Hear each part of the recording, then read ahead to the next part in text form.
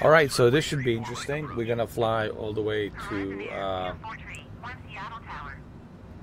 border of Alaska and Russia. We're gonna go all the way from Tacoma, Seattle, with the Eurofighter Typhoon to parts of Russia, which I believe it's border of Russia, United States and Russia, and it's like very militarized zone because it's the border between Russia and United States. So a lot of U.S. Air Force there activity, a lot of military activity there as well, obviously to protect the border, and it's Russia, so it's like the two superpowers on the border. So anyway, we're gonna do that. We're gonna fly all the way up there. We're in Seattle right now, so I want to see how long it's gonna take. This live stream will be till 5 o'clock, so it'll be about 5 hours, maximum 5-hour live stream, and then we'll come back again tonight after 10 o'clock to do some other stuff. A lot of people ask me about this Eurofighter jet fighter. Can you access anything on here? Yes, you can pretty much access any of these. You can actually cold start this airplane. You can cold start all these switches. Alternator. You can use a ignition, auxiliary tank, battery switch, your taxi lights. Pretty much you can cold start this airplane just like you normally would on a real Eurofighter. Everything is accessible, and then people say $20 is too expensive.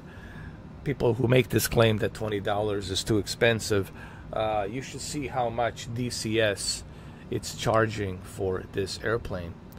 Well, not just for this one, but for like F-16, F-18, F-14, not to mention the maps and how much they're charging for the maps and the airplanes. For you to get one airplane, let's say F-16, it's going to cost you $78 just for the F-16, close to $80. And then you got to buy a map. It's going to cost you another $60. So you're looking at something like $140 just for one plane, one map. So I don't think people should complain about $20 on this one. When you look at the competitors out there, and DCS, you can only fly that thing on one map that you have, right? Now, don't get me wrong, DCS, it's very realistic. The aerodynamics and everything on these jet fighters is pretty much top-notch. They're trying to get as close to a real jet fighter functions as possibly as they can, and they do a great job. Eagle Dynamics does a fantastic job. I'm not trying to discredit Eagle Dynamics.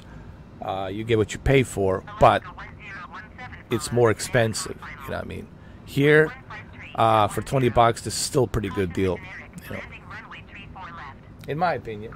And you can go up to 100,000 feet. I think somebody says you can go up to 250,000 feet, which is just at the edge of the space, like the atmosphere.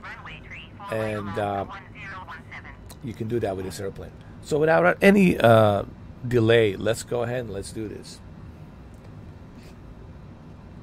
You can even put in your flight plan, dude. You can type in your flight plan here.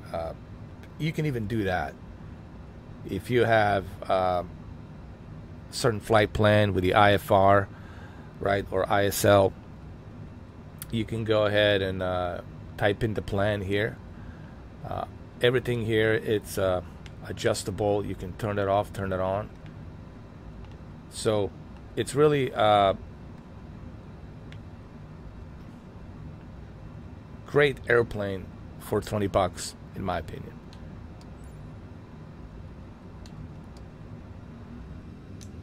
All right, let's do this. Let's take off. Hey, what's up, Nils? How you doing, man? Good to see you, man. How are you?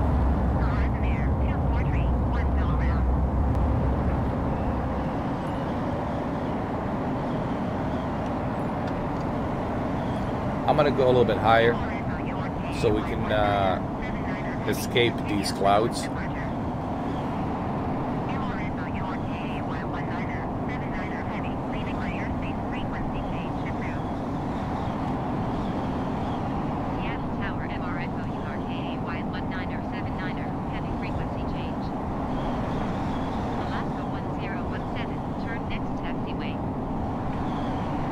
There we go.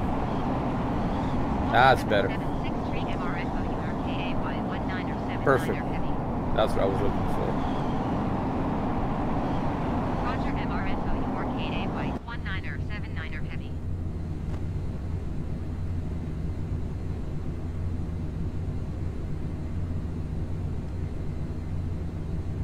Hold on. Where's the battery?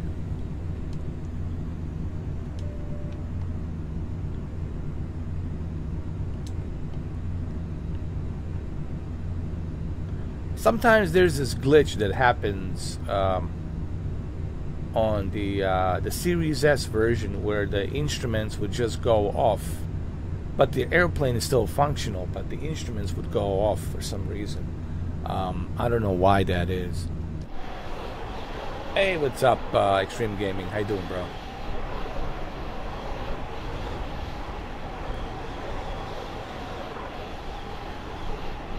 So let me get my VFR map so I can see exactly where we are. Hold on. Oh, there we go. Perfect. So we got a long way to go, guys. We got a long way to go. We got a long way to go. Hopefully we'll have a better weather once we pass Vancouver. I'm going to speed it up a little bit. Hopefully we'll have a much nicer weather there. But yeah, this thing with the instruments, I don't know why this happens. It only happens on the S version. It doesn't happen on the X or a PC version. For some reason, this always happens on the S version. I don't know why, to be honest with you. Maybe it's some kind of a bug or something, I don't know. But it doesn't matter. I have my VFF-R on the right side, so I know exactly where I'm going.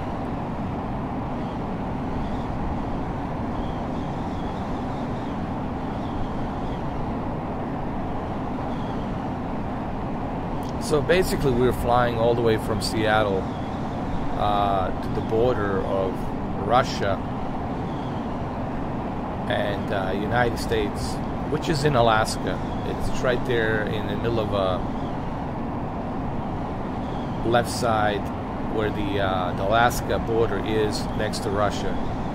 It's like a canal. There's like a little canal where, dude, it's like 20 miles. Like, that's how close Russia is. Like 20 miles. You just have to pass that channel where that peninsula is out there, and you're in Russia, man. Like that close.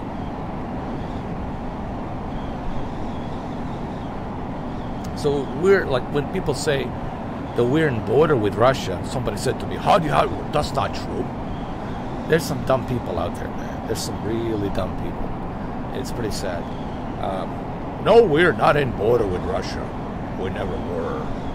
I said, we are. We kind of are. Where? I said, Alaska. It's not true. I said, yes, we are, man. We have ships there. We have Air Force. We have military. They have their ships. Dude, constantly the submarines are there. We're constantly checking on each other, man. A lot of military presence out there. I have friends who are there, stationed there. Trust me, they watch that area very closely. Because Russia, it's not like on our friendliest of the list of countries. So, of course, it's beefed up. It's very beefed up there. But apparently some people don't know.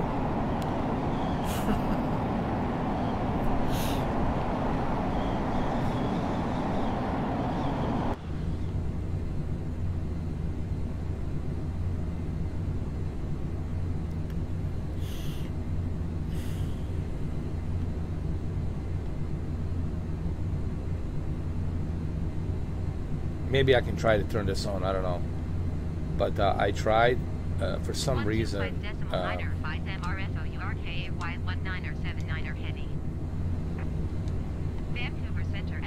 this is a bug because the instruments are turned on, the battery's turned on. It's just there's a bug, some kind of a bug that's present here on the S version for some reason.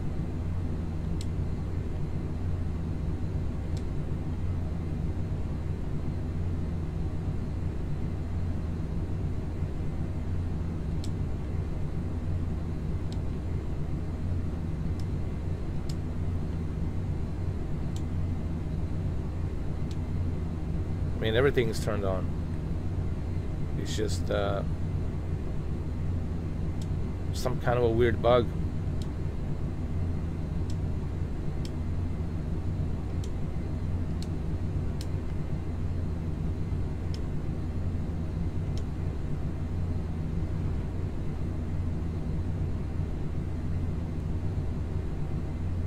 But again, that's okay. I really don't need it because I already got the VFFR, so I know exactly where I'm going.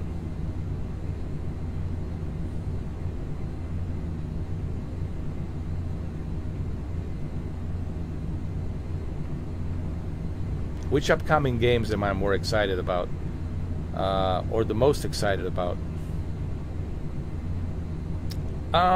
There is one actually. Aliens, Colonial Marines, but it's not the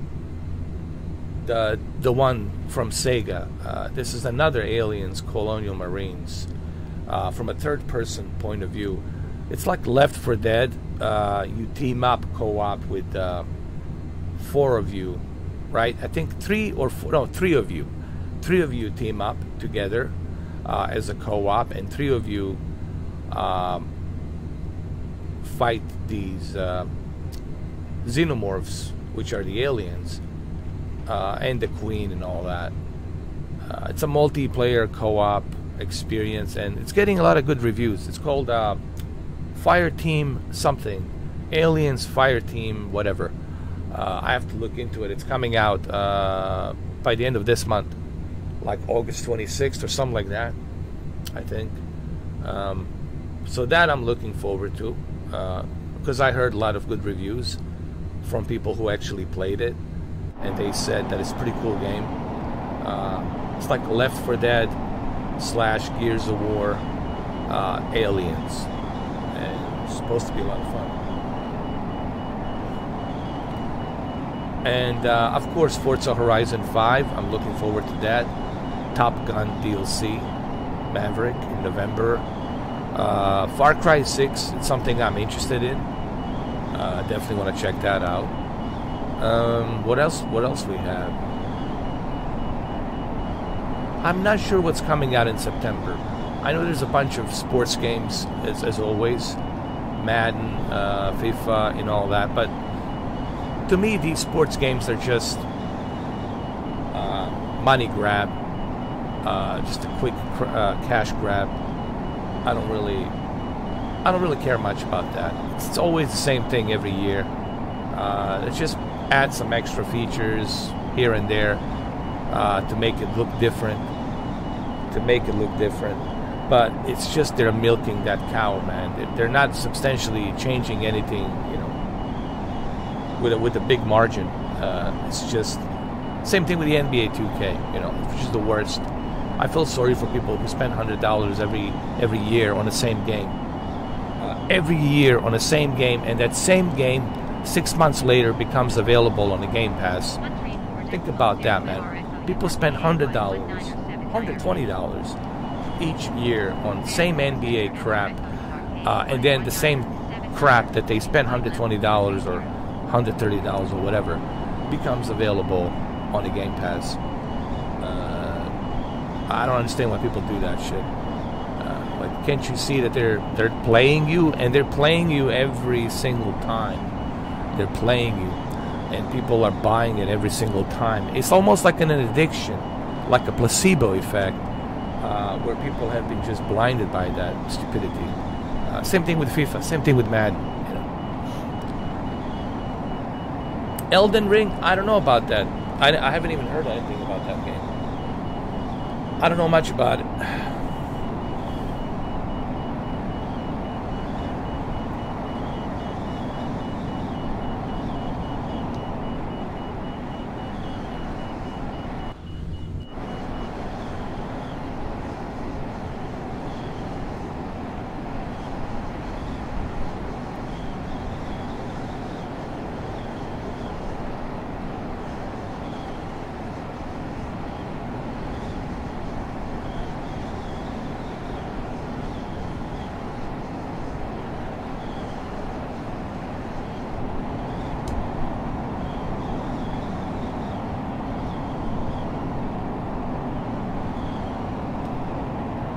Man, the weather's terrible. Is this live weather? Hold on, it is live.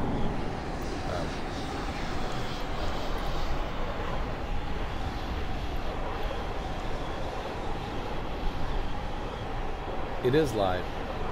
It's a terrible weather, man.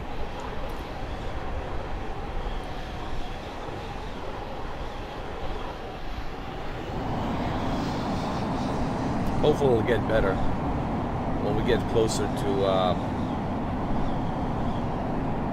northern British Columbia. Maybe I can go down below. Hold on. Maybe I can go underneath the clouds. Wait a minute. And make this more interesting. Like shaving the clouds, if you will. I see the opening over there. And then keep the straight line. Hey, what's up, Rob? How you doing, man? How are you?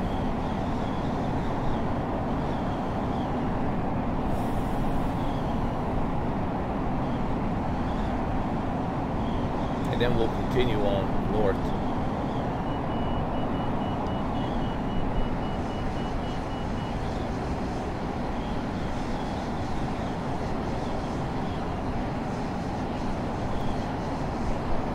You know, this Eurofighter reminds me of the F-16 a little bit. All right, this is not bad. We can manage through these clouds. Actually, it's pretty good, as a matter of fact. It'll work for me.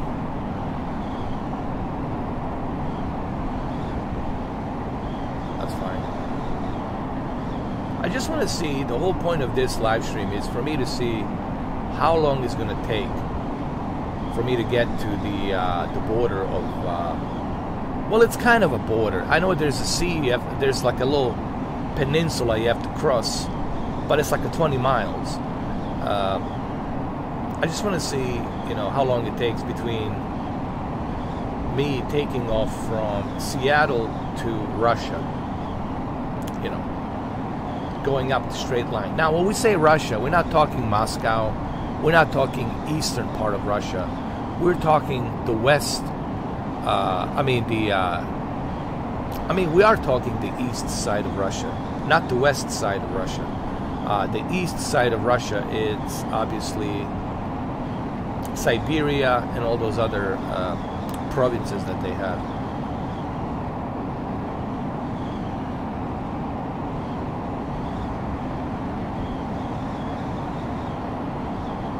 But nonetheless, it's still Russia. You know.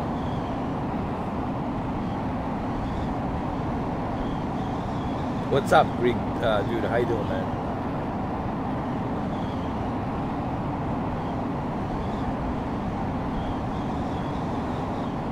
I just want to see how long it's going to take. So this is like the shortest way to get to Russia.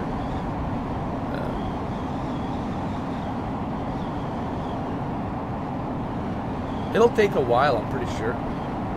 But it'll be interesting to see how quickly I can get there with a jet fighter.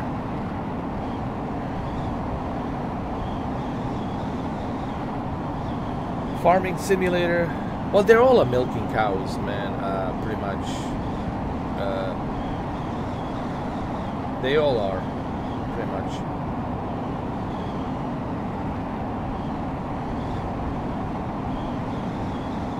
Unless they bring something new, right? Unless they innovate. If they're not innovating anything new, then it's just milking the cow. They're just cashing it. You know, they're just getting the check. Unless you do something substantially innovative and new, then you can say, okay, they're not milking the cow. But if they continue doing the same thing, then they're just milking it.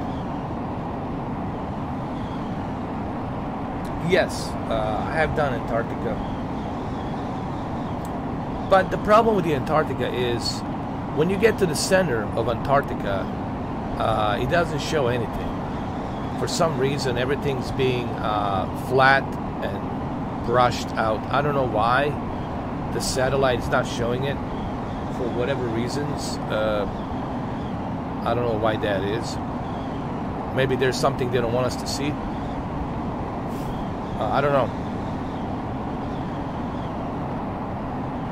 But this happens on a Google Earth as well.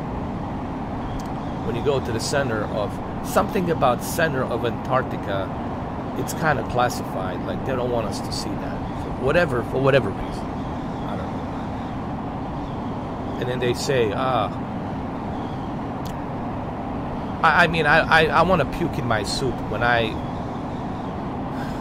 I read all these, when I see these interviews from all these puppets, these agents who are trying to misinform us, right?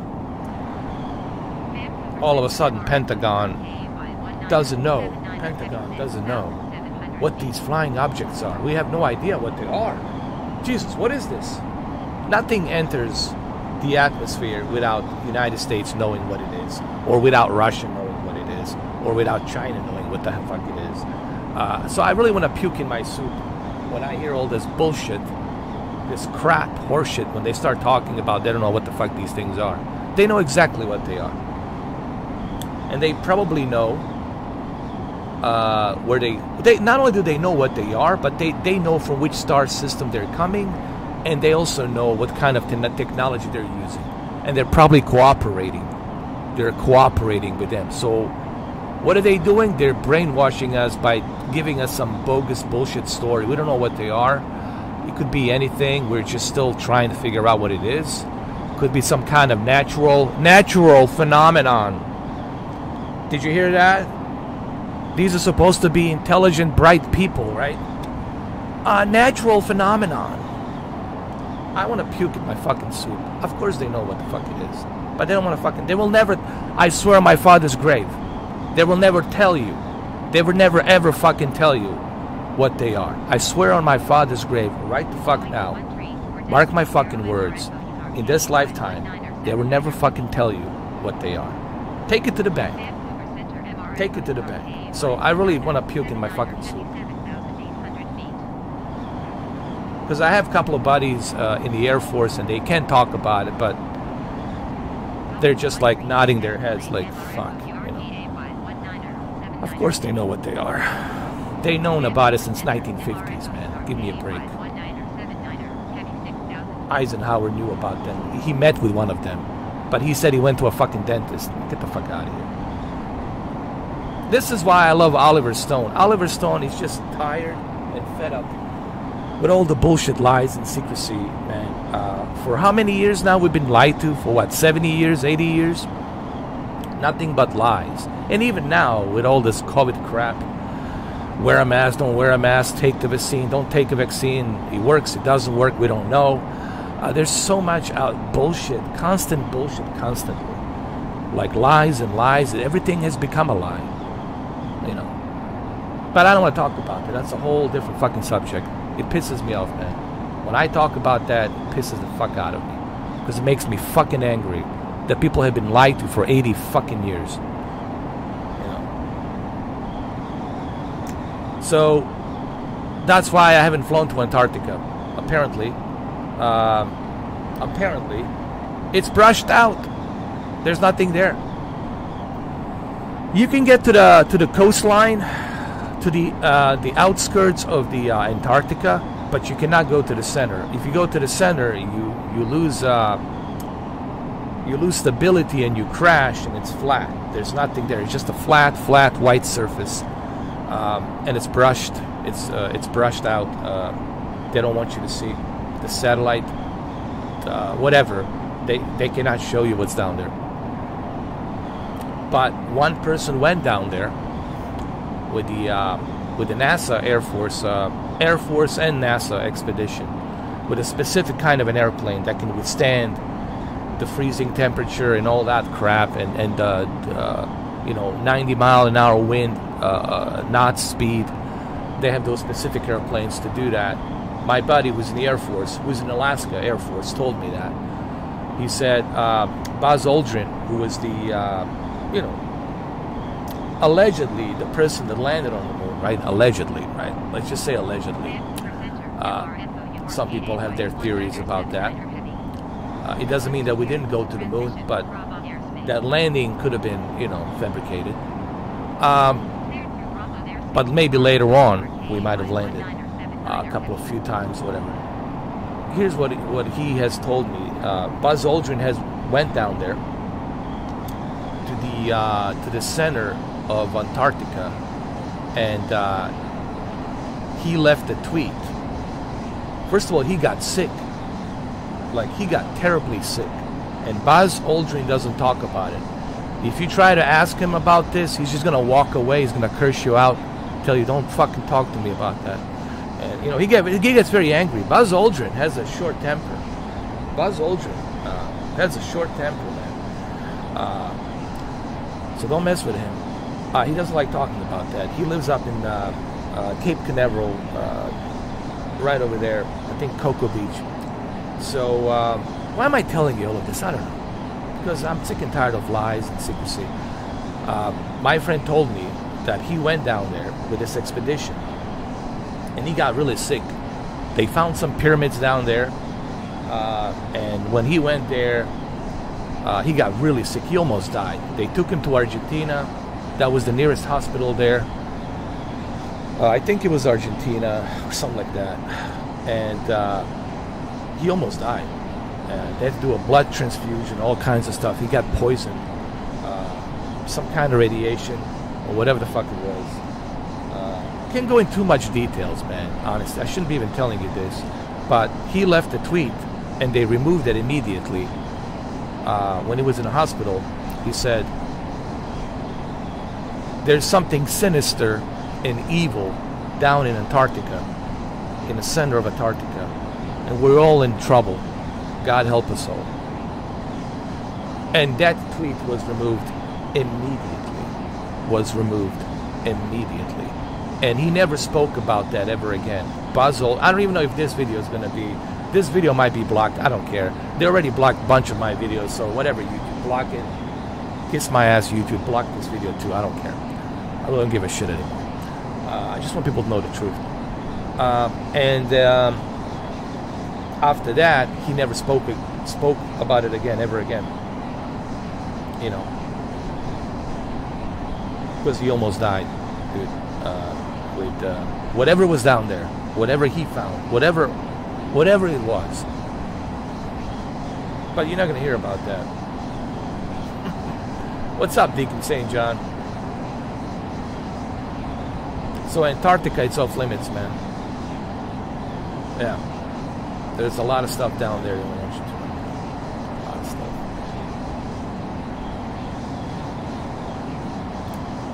And this is a global effort. It's not just, U.S., but it's the global effort.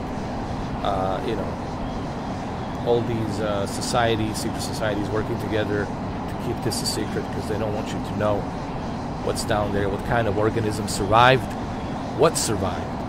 But the trick is they don't want you to know what kind of organisms survived from millions of years ago. What survived down there? Under the thick layers of ice. One should know that. But it's nothing good, believe me. It's definitely nothing good. For sure. You have been having an issue since I bought this plane. I've been having an issue with this plane with the Series S version.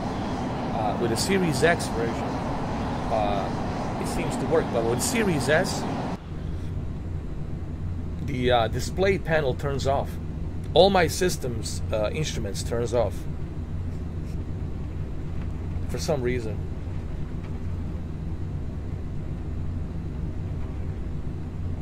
Yeah, Nils. Well, this was told to me by my friend who's stationed out there in Alaska, one of the Air Force bases, and even he was nervous to tell me this. You know. But I didn't tell you much. I just told you already what's already out there. But I'm not telling you all the details. If I tell you the details, well, this video definitely will be removed. And I don't want to lose my channel, man. You know, I like hanging out with you guys, and you know, I don't want this channel to be, you know, because it's too sensitive stuff. Can't talk about it.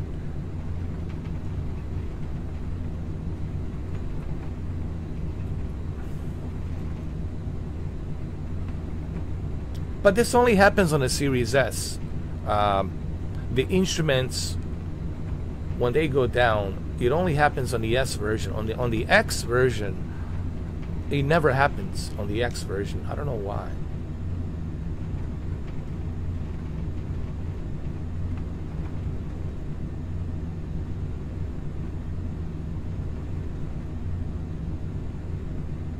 Yeah, you know, I mean, no, it's just not worth it. Me, you know, risk versus what reward, you know. It's just not worth it, me, you know, losing my channel. Because,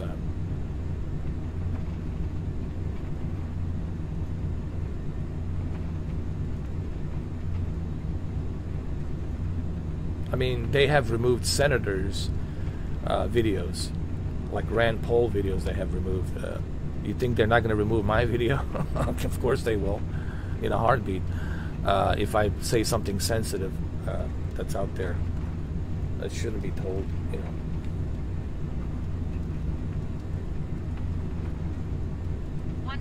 But it is really like, you know, this is why we're in this shitty life, guys, because of all the secrecies, you know. People are denied the truth, and they shouldn't be. Like, the human beings have a right to know. This is our planet. We live here. We have a right to know what's going on this planet. That's our given birthright, right? Given birthright for us to know what the hell's going on. And we should be told the truth. But we haven't been. We've been lied to. The entire world has been lied to. And that's the sad part, man. That's the tragedy of this whole thing, of human race. That's the tragedy of the human race, is that we've been lied to our entire lives. Through the academics of the schools, colleges, and all that other crap. Constant lies. You know. But it is what it is. You know.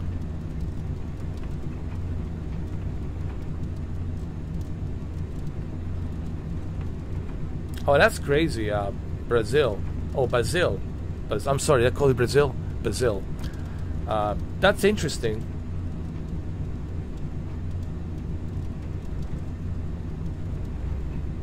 Have you tried reinstalling it? Like, maybe you should try reinstalling it.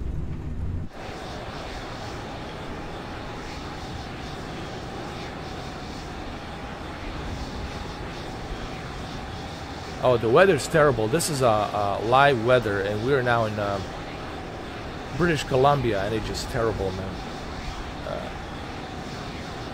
I didn't know that the weather gets this crazy during August in British Columbia. Honestly, I didn't know that. Have I heard of Tartaria? No, what is that?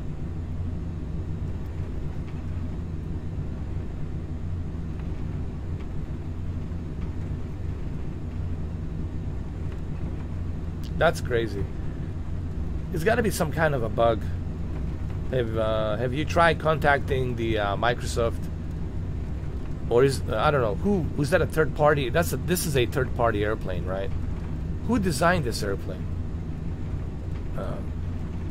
That's what we need to find out. Who designed this airplane? And then we gotta contact them and find out, and then send them an email and tell them. That's what I would do. I would find out who created this airplane, and then try to contact them and tell them, hey, I bought your airplane, and I'm having this issue. What's going on? And see what they tell you. I might do the same thing. I might find out who they are and send them an email and ask them why this is happening. Why my instruments go bad after like 10 minutes. Why they turn off. This happened to me quite a lot. But it only happens on the S version. It never happens on the X version. That's the interesting part, man. This only happens on the S version, not on the X. Pred OK 3D. Yeah, so definitely we should look up their website and see if there's any help forums, how to contact them, and send them an email and find out what the deal is.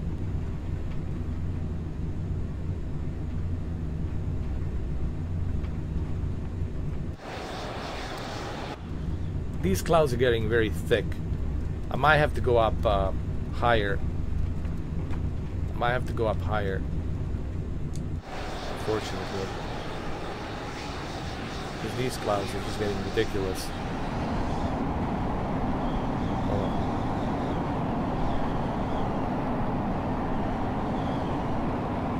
Hey, what's up, Mad Max?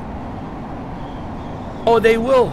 F-14 Tomcat with the F-18C and the carriers, part of the Top Gun Maverick DLC coming out this November. So, and you won't have to pay for it, Mad Max. It's included, thanks to the Game Pass. So yeah, Mad Max, this November, not only do you get to see the movie, but you also get to enjoy F-18C Hornet and F-14 Tomcat on the carrier. Bunch of carriers: San Diego, Key West, Pacific, etc., etc. So it's coming.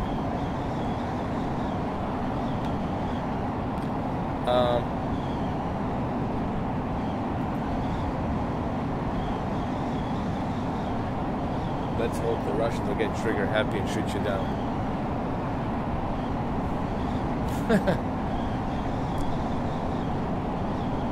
Actually, when you look at Russians, they've been pretty cool about how they engage. Even when the U.S. Air Force went to scout certain areas where they're not supposed to be, the SU-27s and SU-57s,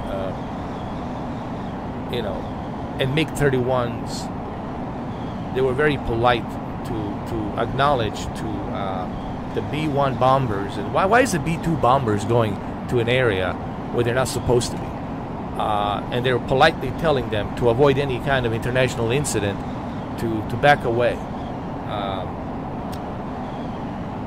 So they've been very cool about it, as a matter of fact.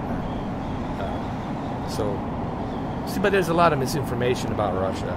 They're turning Russia into this boogeyman, this evil empire, or whatever the fuck, That's the narrative they want you to drink. That's the Kool-Aid that they want you to drink, Gotta have a boogeyman, gotta have somebody to fight, or gotta have this enemy, just like during the Cold War. Having the SSSR as our quote-unquote boogeyman helped us with the economy. The economists, which is / secret societies, the economists, they want this.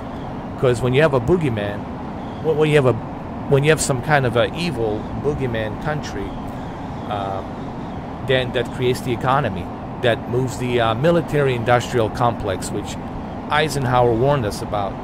That's how you keep the machine rolling, so we can create more weapons, spend more budget money from the taxpayers, to build these, super weapons and whatnot. But you got to have a common enemy, like China, Russia, Iran, the triple boogeyman. I call it the triple boogeyman. I think Oliver Stone calls it something like that too. I like Oliver Stone, dude. He's so smart, dude. The guy's so smart, But of course, if you talk to a liberal, they'll say he's a kook, he's crazy. If you talk to a conservative, they'll say, oh, he's the same thing. But the guy just is telling the truth. It's speaking the facts. He's not kissing anyone's ass. He's not kissing Putin's ass. He's not kissing, Castro's brother's ass. He's not kissing anyone's ass. He's just speaking the truth.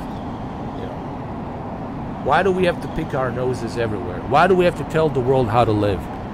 Why do we have to babysit everybody? And why do we have so many bases all around the world? Why? And why do we have so much superpower of weaponry? We have so much weapons that we can destroy this planet. I mean, not the planet, but everybody who lives on it within 48 hours. Within 48 hours. Like, we have that capabilities. Within 48 hours. We can wipe everybody. I mean, Armageddon within 48 hours. But why do we have such... why do we have that? What's the point of that? I don't understand that. That's self-destruct. That's just... I don't want to get into it, man. It's really sickening.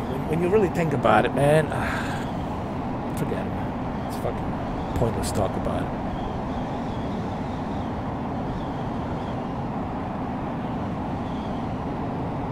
People genuinely want to have a happy life.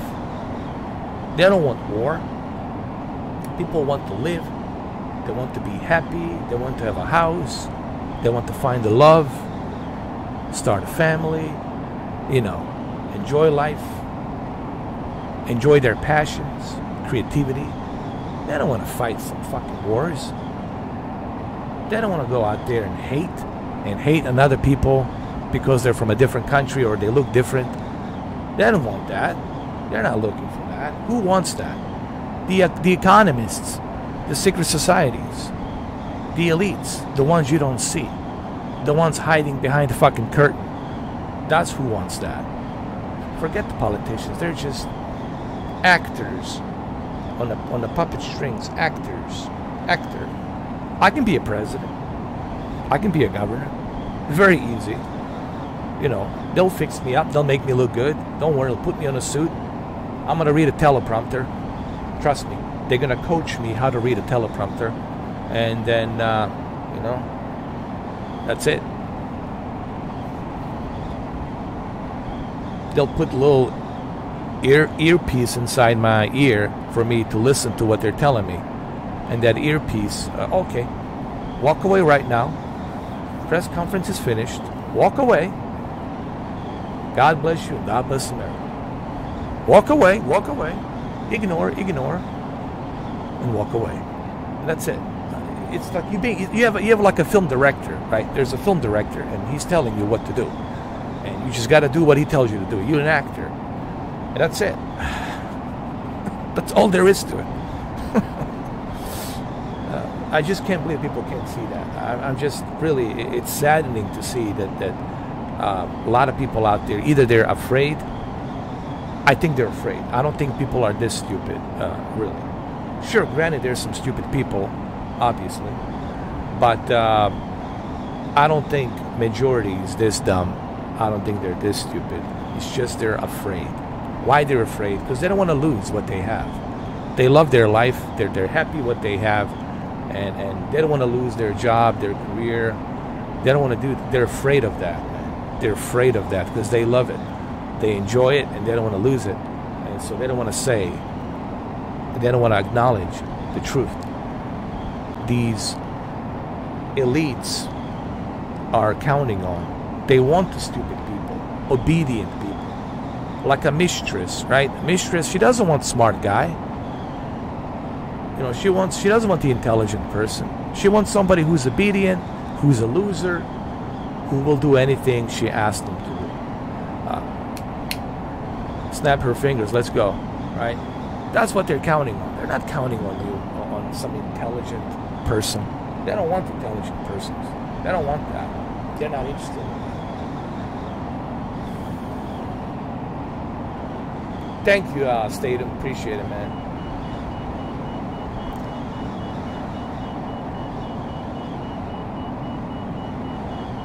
Oh, Harrier was pretty good, man.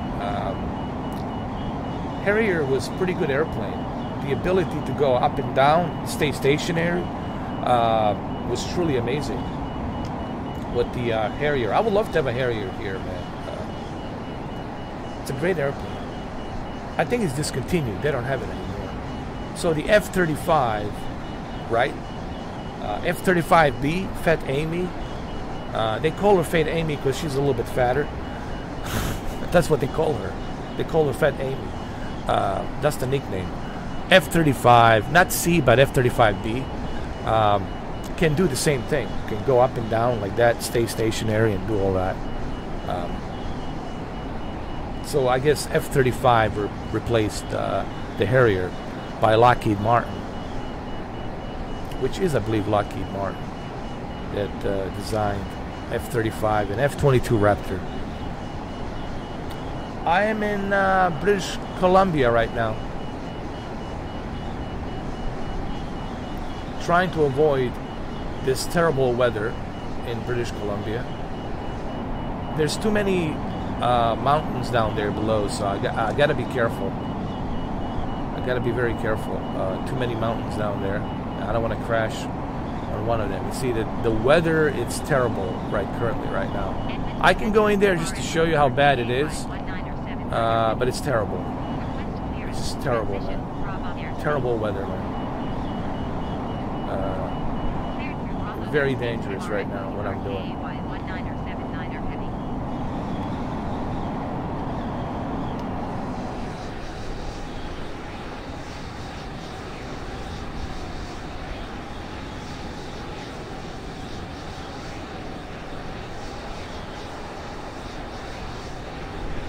Yeah, it's too dangerous, man. I cannot do it, bro. I gotta wait for clearance of these clouds. But that's where we at.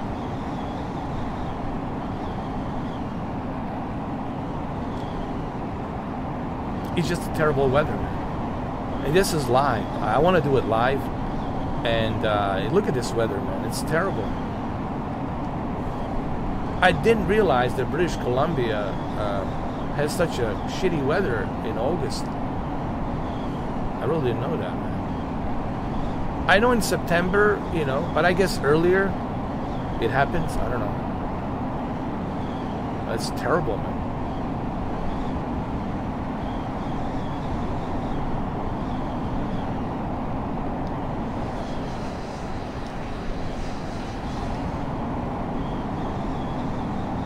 I think the maximum this thing can go, it's Mach 2, which is the equivalent to 1400 knots. Knots means wind speed. People ask, what is the knot? What it stands for? It's the wind speed. So it's about 1400 knots, which is pretty fast.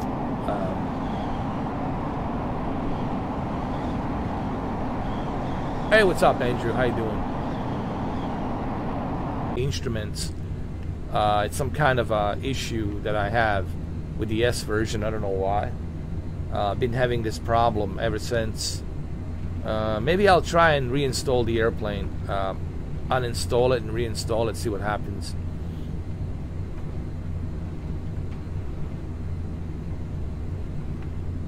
I think Flight Simulator, it's a great sandbox for all of the airplanes and helicopters, for avionics in general. I think Flight Simulator, it's a great software, a sandbox for a lot of developers to, showcase their airplanes.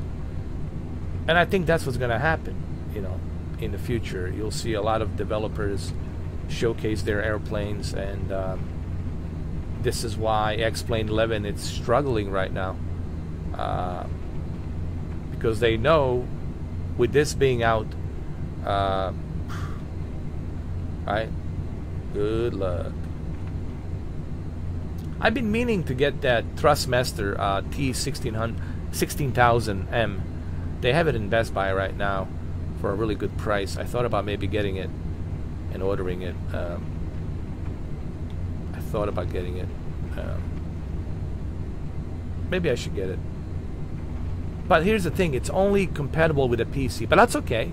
I mean, I have a PC version, and I got more airplanes with a PC version. You know, I got more stuff on the PC. That's the one thing right now that's kind of lacking with the console version is we need more airplanes.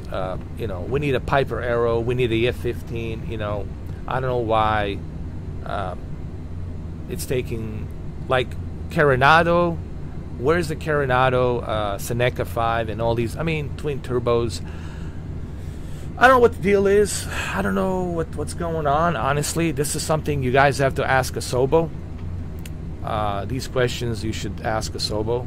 But I would like to know personally, like, what's the hold up? You know, what's going on? Why aren't these airplanes, even Boeing 777, 777, it's not there. 737 Max, it's not there. Like, what's going on? Piper Arrows are not there. F-15, it's not there. I would love to have a F-15 here. So I don't know what the deal is, honestly. What's the hold up? It's not like they didn't know that Flight Simulator is coming to a console. They knew ahead of time.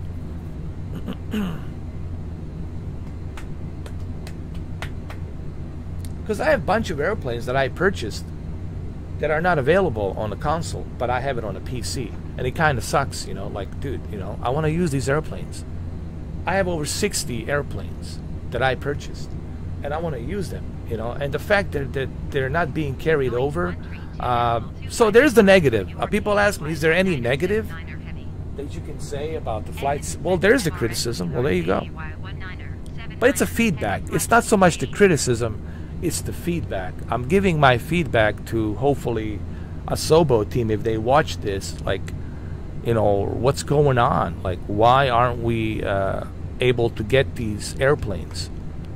Why they're available on the PC but they're not available on the console? Like, it makes no sense to me.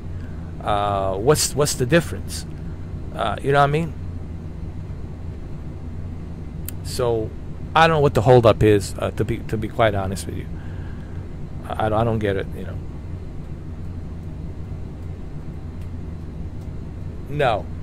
No, you cannot use any kind of weaponry on the flight simulator. Flight simulator, it's really for flying. It's just flying. It's not a combat simulator. It's a flight simulator. Remember that. You can test the F-15, you can test the F-14, you can test the F-18 when it comes out, but you won't be able to shoot anything. You'll just be able to test and fly it, because it's a flight simulator. It's not a combat simulator. We have to remember the words, guys. What it says on the label.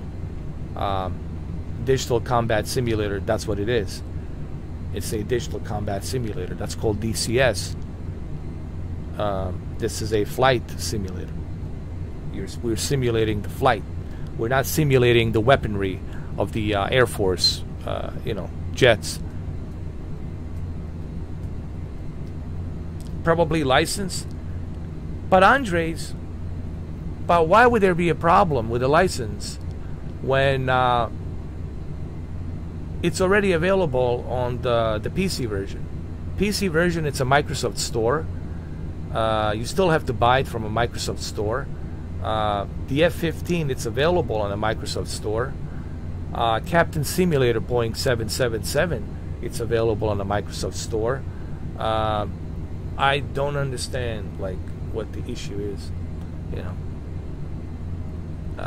It still doesn't make any sense.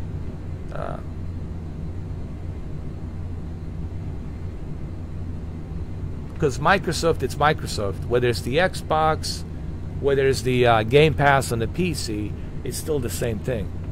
It's the same company. So it just still doesn't make any sense. At least to me, it doesn't make any sense, you know.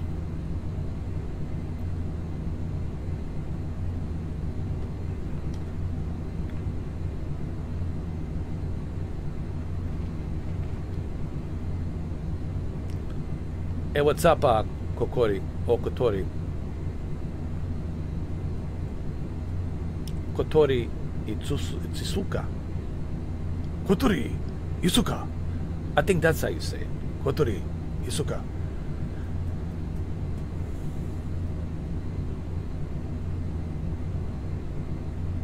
A young version of Donald Sutherland. Well, thank you. Thank you. I like Donald Sutherland. He's a great actor, man. I'm a huge admirer of that actor. He's done so many movies. My God, from 1970s, 80s, early 90s, even in 2000 with the Hunter Games and all that. He's a legend. The guy's a legend. You know, Donald Sutherland, Master of the Puppets. There's so many movies. Backdraft. He was so good in Backdraft. He really played that creep. The guy who's setting up the fires. And he also played a lot of people don't know this. He played a warden in a movie with Sylvester Stallone. A lot of people didn't know this. Probably a lot of people don't even know about this movie. Sylvester Stallone made this little movie. Tom Sizemore was in it. Donald Sutherland, he played the warden in this jail, in this penitentiary. And Sylvester Stallone was in that penitentiary, in that jail. And he was in that movie. It was so good. But I forgot the name of the movie. He was in a bunch of movies, man. Donald Sutherland was in, like, so many movies. Great guy. Body Snatchers. Oh, I've seen it. I think I've seen pretty much everything with Donald Sutherland. I think I did. Even those old war movies he was in, I've seen it. I think I've seen pretty much everything. He's a great actor. He's a great actor. You know? He's a legend. You know, I put him in the legend list. You know, definitely. 40-something years. All those movies, like 40 plus years he's been making movies. Maybe more, maybe longer. Maybe, I think 45 or 43 years he's been making movies. It's a long time. The Lockup. Yeah, the movie's Lockup, Darren Smith. Great movie. Also the guy who was in The Predator, who played Billy. Billy! What got the Billy so spooked? Major, whatever's out there, it ain't no man. We're all gonna die. Bunch of nonsense. There's a guy, I forgot his name, man. Duke something, or what was his name? He was in that movie too. I think he passed away. He had some kind of problems. I think a colon cancer or something. He passed away, I think, a few years back. Great actor, man. He was in a bunch of movies. He was in that movie as well. Tom Sizemore, young Tom Sizemore, was in there as well. And of course, Donald Sutherland. And there's another black guy who was in that movie, who was in Die Hard 2 and Coming to America with Eddie Murphy. I forgot his name. He's done TV shows, and I forgot his name, but he's very famous. He was in there as well. Good movie, great movie, by the way. Great movie. I highly suggest you see it. Lock Up. If you haven't seen it, go see it. Yeah, he was in 48 Hours, Best of the Best too. Yes. That's right, bunch of movies with Walter Hill, right? He worked with two of them with Walter Hill. You're right. Oh, in JFK. Oh, yeah. When he spilled the beans, when he told that lawyer, played by Kevin Costner, he spilled the beans. He told him the secrets. Basically, he was telling him, in a nutshell, he was telling him that the CIA executed JFK.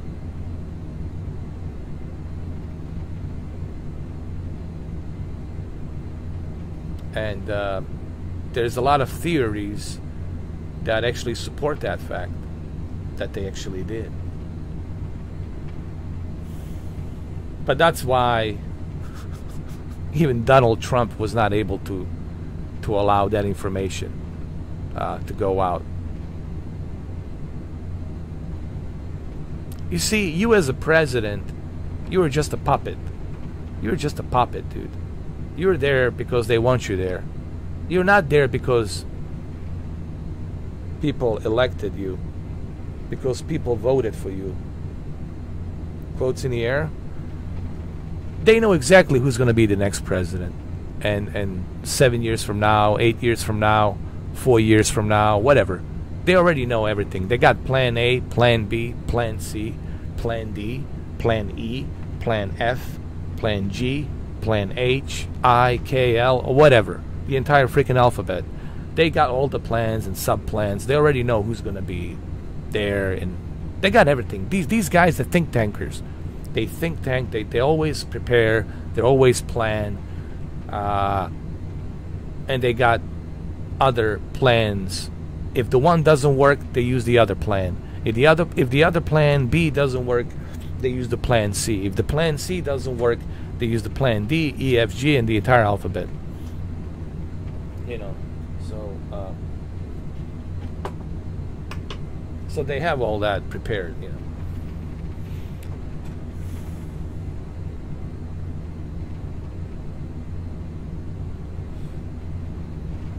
Well, it's not just because of that. Yes, he spoke against secret societies because he said the press should not be suppressed. The journalism should be free of any kind of tyranny. Journalists should be free to ask questions and hold individuals accountable for their actions. That's why we have journalism, to tell the truth, so the public knows the truth. But that has changed. The journalism got hijacked by all these different groups, and today's journalism is just it's branding. You know, you belong to a group, you know, and you're gonna do what the group tells you to do. You're gonna ask the questions what the group tells you to ask, so you're part of the group. You know. Man, the weather is so terrible here. I'm trying to shave through these clouds as quick as I can.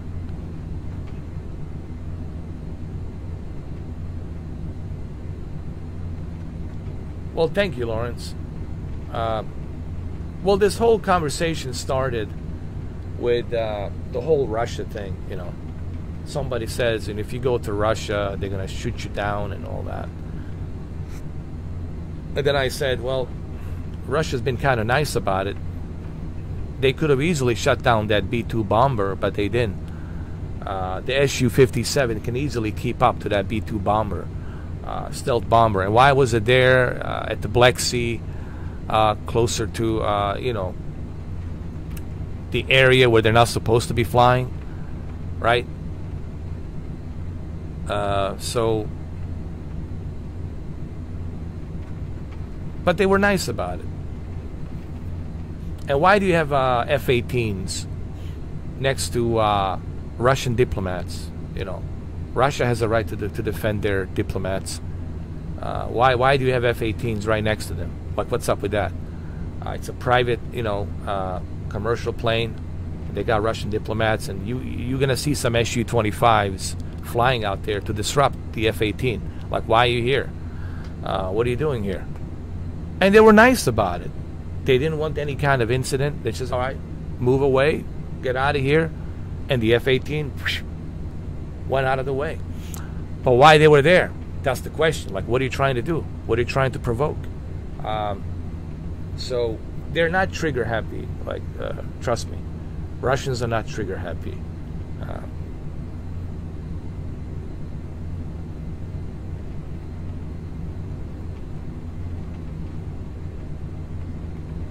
But the media will make you think that they're trigger happy. You know, they'll put that propaganda out there to make you think. Why? Because we need, again, you know, gotta have a boogeyman. Gotta have this, you know, enemy. You know, if we don't have any enemy, then listen.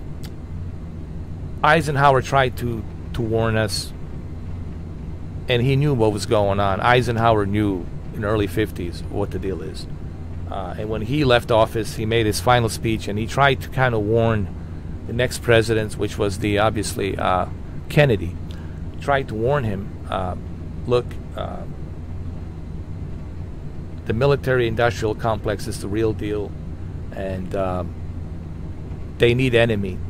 Whether it's the Cuba, Bay of Pigs, Russia, which is connected to Cuba, we need a common enemy. And the Russia is that common enemy. The communists, they're evil. We cannot have these communists here. When you have an enemy, and you demonize the enemy, then you got military-industrial complex, which is the economists. The economists want military-industrial complex so they can build weapons, they can build technology, so they can have this power to wield it around the world, right? That's how they can afford to build these $2 billion B-1, B-2 stealth bombers, right? That's how they can afford to have all this technology available from all these various different contractors, like, you know, Lockheed Martin, Northrop Grumman, you know, etc., right? And that's how they're able to do that, through having this common enemy. And you gotta have enemy. If it's not Russia, then it's the Middle East, then it's the Libya, then it's the Syria, then it's the China, it's the North Korea, then it's the this and that. Then it's Venezuela, then it's the South America, some parts of South America. It's Cuba, it's this, whatever. You know, there's all, you know, pick and choose. And they shuffle these enemies back and forth, right? Shuffling it back and forth. Why? So that way we can say to everybody, hey, you see, we need to stay powerful. We need to have this strong military presence. We got to keep the democracy in the world. It's important that the United States is the leader in keeping that beacon of hope for democracy around the world. And Eisenhower warned us about that. And maybe Kennedy didn't like... I mean, Kennedy probably tried to stop that. He tried to stop that, but he realized how overwhelmingly is difficult. I think what Kennedy realized is, even though he was a very popular president at the time, loved by so many, but I think he realized, oh my God, I have no control over this. I really have no control over this. I'm just an actor, sitting actor in this office. I have no control over this. I cannot control this. And he tried to change a few things, and unfortunately, he got whacked. Not only did he get whacked, but his brother got whacked. His son, on an airplane, made it look like an accident, got whacked with a package deal. And the mechanic was never held responsible. We don't even know who the mechanic is. I don't even fucking know the name of the mechanic who worked on that airplane, on that Cessna. Guys, it's very grim and dark. It's very grim and dark. The history, it's very grim and fucking dark, man. It will make you sick. It will give you anxiety, panic attacks at night. It will give you sleepless fucking nights. Maybe it's better if you don't know.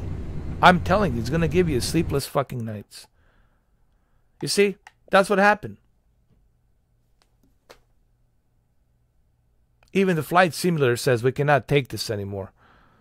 Mr. 4K, you're speaking too much truth, man. Stop it.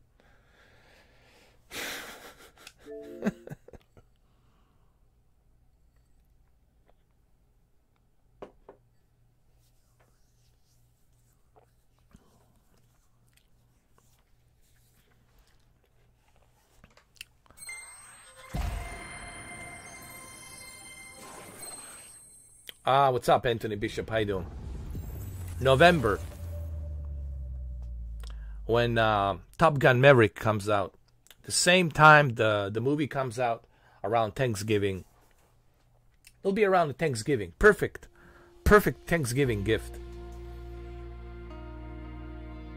Your game crashed too? Mine too. I think we're connected somehow. Press any button to start. How you doing, Anthony Bishop, man? How are you?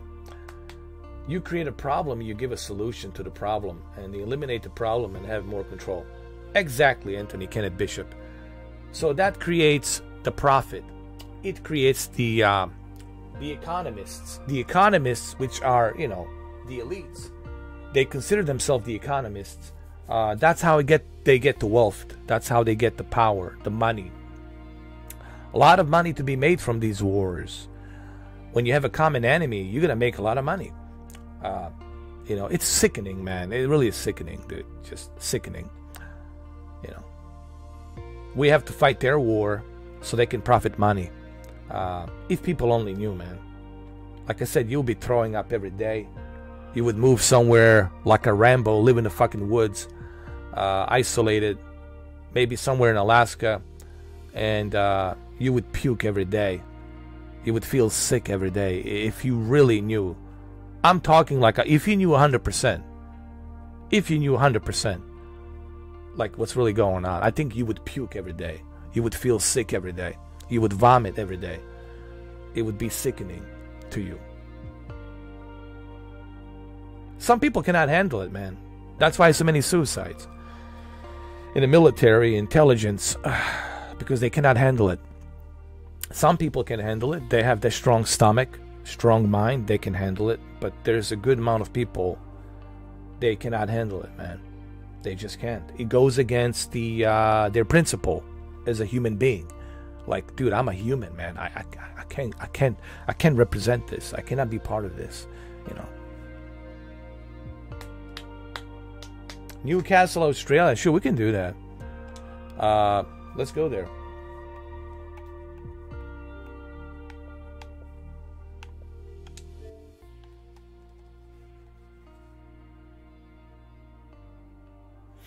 I have reached, that's awesome, Anthony. I have reached 300 hours, 300 plus hours I have reached with my flight since last year.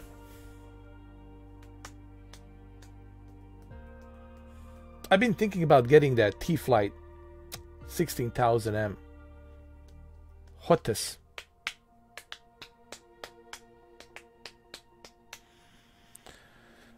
I'm really thinking about getting it. It's like a full package deal. It comes with a rudder, comes with a thruster, and it's a very good, precise flight stick. I really thought about getting it. I think it would give me a much better performance for flying. I think I would definitely benefit from it.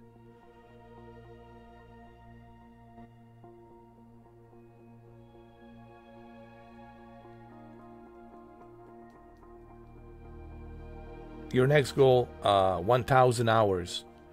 Oh, it's going to take you a while, Anthony. It's going to take you probably till next year. Spring next year. But I don't know. If you're consistent, if you play it consistently, you might get there.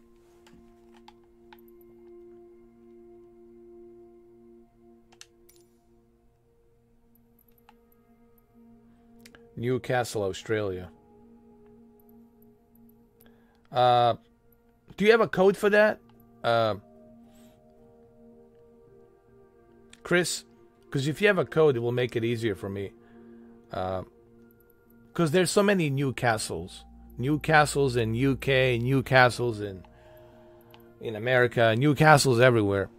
Newcastles in Canada. So give me a code. If you can give me a code, airport. You need to search for airport code, Newcastle, Australia. And if you can give me the code, then it'll make it much easier. Remember, when we talk about the codes, it's the airport code. That's what we talk about.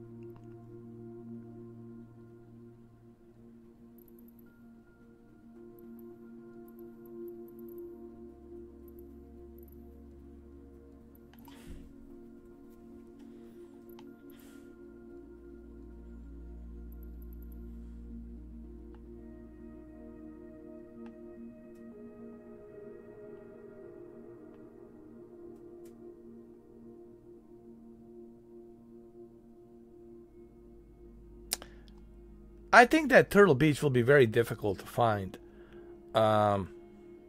because everyone's going to be ordering that thing. But right now, there's a T-Flight T16,000M Hotis for $250, which is not a bad deal. It comes with a rudder, comes with a bunch of buttons you can program, reprogram.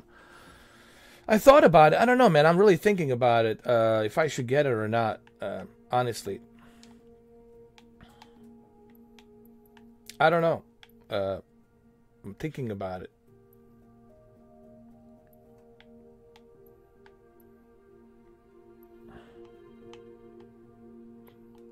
But I might get it. I don't know.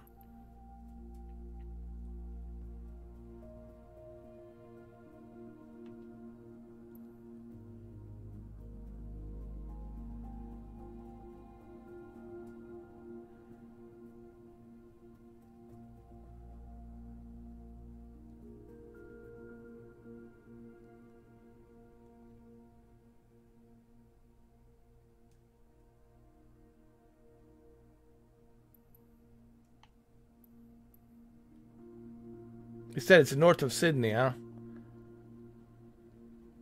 Newcastle?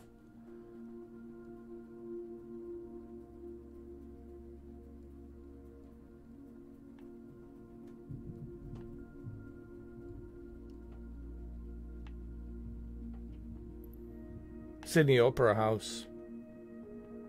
Well, I guess we can start from here.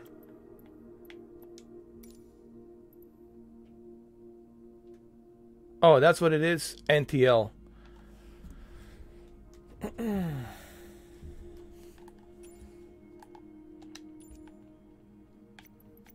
Yeah, guys, just in the future, I don't mean to be an asshole, but please try to understand this. You're already asking me a favor to do something for you. The least you can do is look up the code, guys. You have plenty of time to search for the code. But you want me to take you somewhere, fly you somewhere, and then search for the code. Guys, I'm trying to be nice about this. If you don't have a code, I don't have time to be wasting, to be searching for it. Why should I have to search for it? You're already asking me a favor. So please, guys, have a code ready. You know, I'm being kind of nice about this. Have a code ready. You have a Google. You can use that phone. You can search it. You can even use Siri to search the airport code for whatever it is, the place you want me to take you. Because it's just going to take me a long time. Then I have to go search for that code. I have to go look for it. That's all time consuming, guys. You know. So please, I think this is fair enough. I think it's fair enough. If you don't have a code, then, you know, just try to have that airport code, man.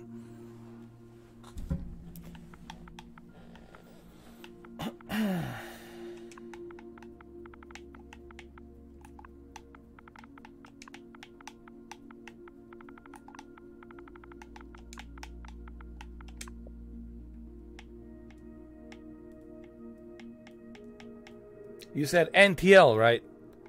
But you see, with the NTL, this is what it shows up. Oh, there it is. It's a military base. Let me see. Is that what it is?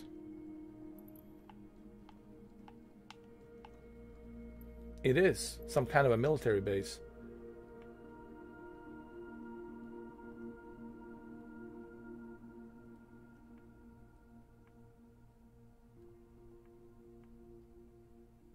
That's it right here. Hold on.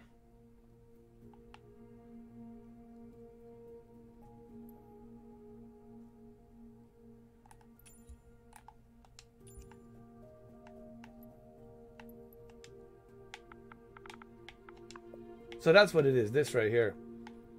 Williamstown Military, Newcastle. Right there. Right here. So this is the Air Force Base.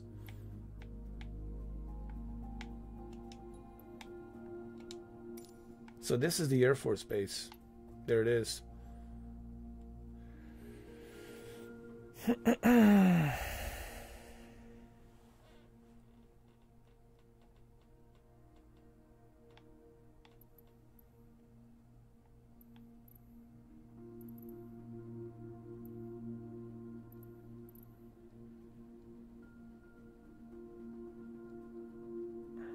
Oh, that's just the that's something I have to put in the flight plan, Anthony.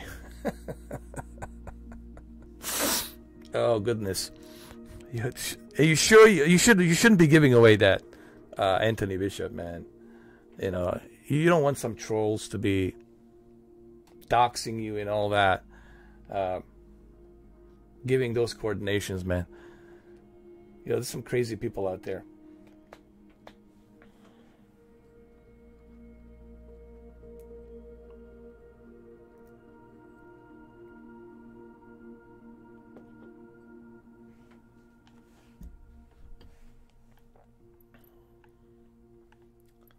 This is the code right here.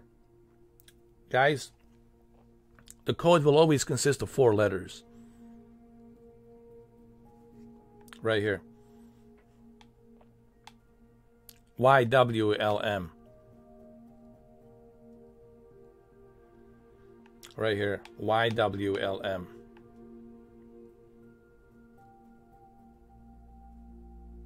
Oh, okay. I was about to say, you gave coordination to your address. I was like, holy shit, man.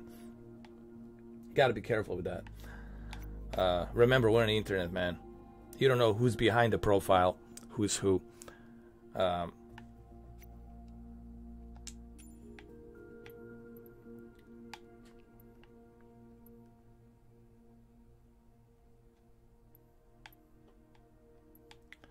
I'm going to use something else to fly that I haven't flown before. You know what I haven't flown before? A Beechcraft Baron G58. I haven't flown this, man, in a while. Right? So let's go check it out. Runway 30? Okay. Are you on the same server as I am? I think I'm a North American server. I think I am. So remember, guys, the code consists of 4 letters, meaning the code of the airport. YW, whatever, ZN, or whatever the acronym. But remember, it has to be 4-letter code. See, like right here, YWLM. It's always going to be 4 letters. So what you're looking for is the code of the airport. And it's not that difficult, guys. All you have to do is go to Google, search for the airport, type in, you know, whatever the city, whatever the name of the place is, and say the name of the place, fill in the blank, code for the airport. And then you'll find it will show up there, right?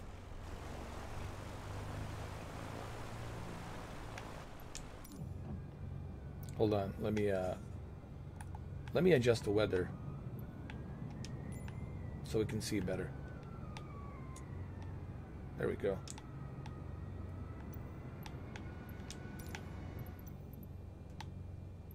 Close this up. Oh, there you are.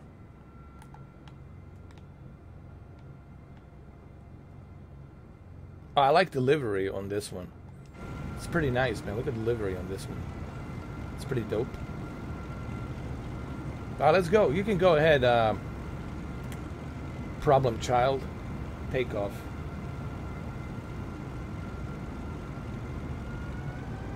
and I'm gonna follow you. We're gonna do it at the same time. Well, Anthony just makes it easier. You know what I mean? Having the codes and having the coordinations. Look at this. Come on, where are you? Where did he go? Oh, there he is. Oh my God. Problem child, I see you. He's right there. So we're in Williamtown. This is the place where Chris wants us to go. Look, there's Quantum Ace. He's there too. Cool. So this is the Air Force Base, I guess.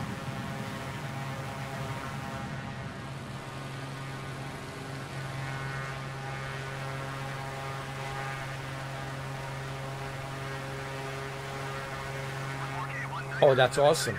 From Wollacombe to Weston, Superman. Nice. You should do a video on that. Oh, you're doing a video. I'll check it out, man. I haven't been to your channel in a while. I'm gonna check it out. Fully approved MRFO URKA while 19er 79er heavy is type Beechcraft, speed 58.2 miles northwest of Willie 2,200 feet. Request clearance to transition from Charlie airspace. 14K 19er 79er heavy Willie approach. 0-372. Slightly south. All right. 0372 MRFO URKA while 19er 79er heavy. 14K 19er 79er heavy radar contact 4 miles northwest of Willie 2,500 feet. Cleared through the Charlie airspace. Cleared through the Charlie airspace, MRFO URKA while 19er 79er heavy.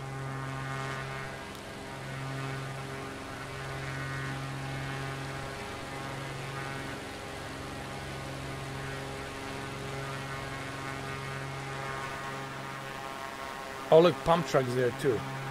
Rob is there as well. And Quantum's there as well too. Quantum Ace. Problem Child. He's out there too.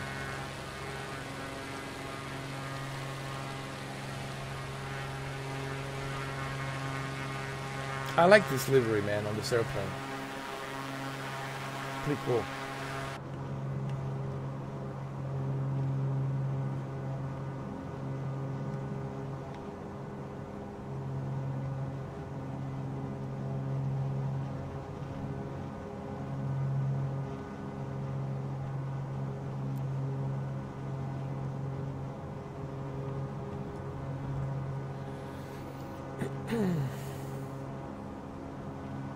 Oh, that's awesome, dude. I'll check it out.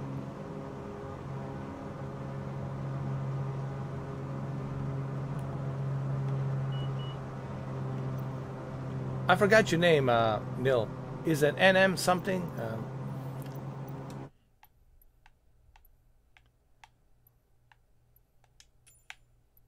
Oh, it's right here.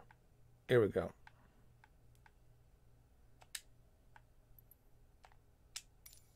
There we go.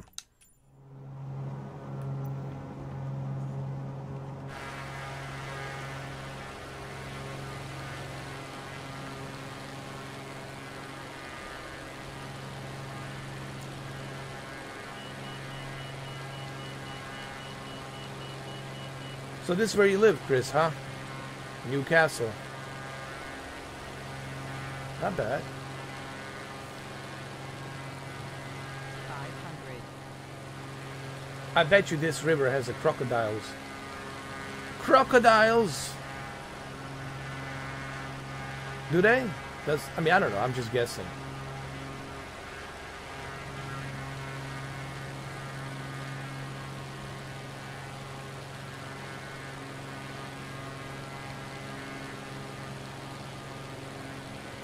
Nearby. Imagine you see a crocodile here, saltwater crocodile. I don't know. Are they here near Sydney? Maybe they're like somewhere else. I don't know. I'm not sure. I'm pretty sure they're far out. I don't think they're here, but they can swim up to here, right? Can they?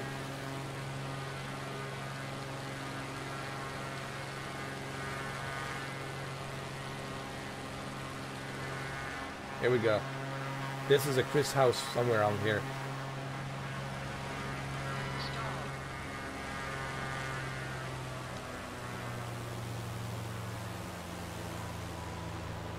Careful, careful there, pump truck.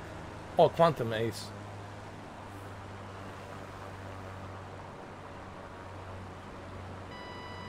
Stall. It's a nice neighborhood, man. Very nice. Stall. No, no, don't crash, don't crash. Stall. Oh my God, I almost crashed. Almost. Stall.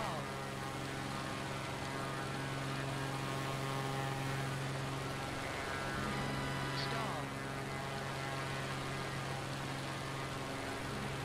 Nice, man. Nice neighborhood, man. I can easily see myself settling down here.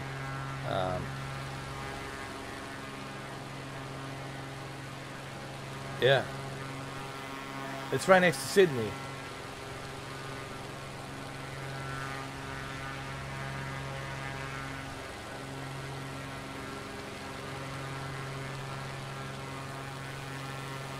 And it's right next to water, man. Right there.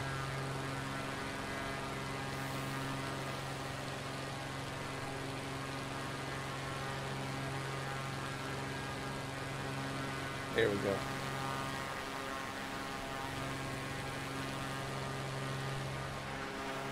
Pretty cool, man.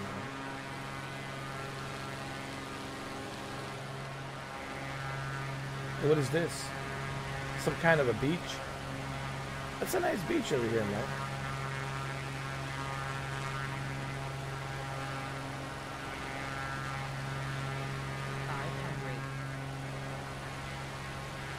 Very nice.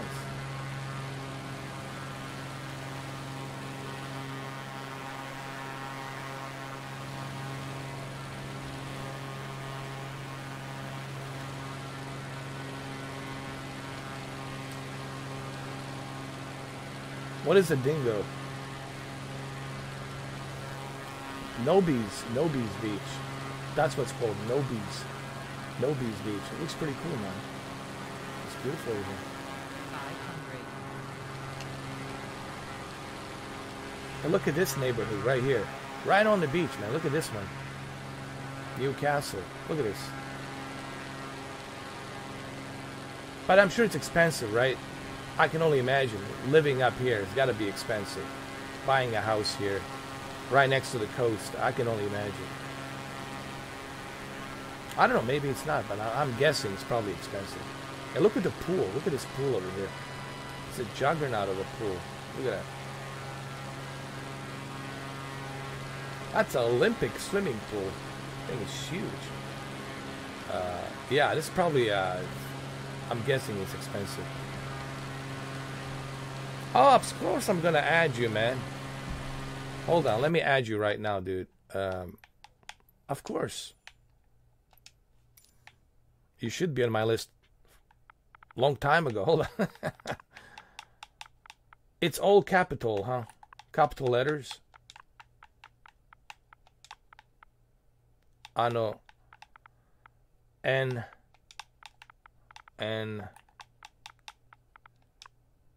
Tonator. You Antonator. You bastard. You set us up. Antonator. This whole thing was a bullshit. All of it. The cabinet minister, the CIA. You got me to do dirty work. Antonator. My men are not expendable. I'm going to do this kind of work. What happened to you, Dylan? You used to be somebody I could trust. I woke up. Why don't you? My men are not expendable, as I said. And we don't do this kind of work. What about her? She's your baggage. You fall behind, and you and her are on your own.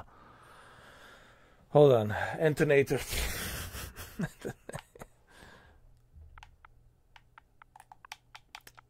Predator will be one of my all-time favorite, man. I mean, yes, of course, Terminator 2. Of course.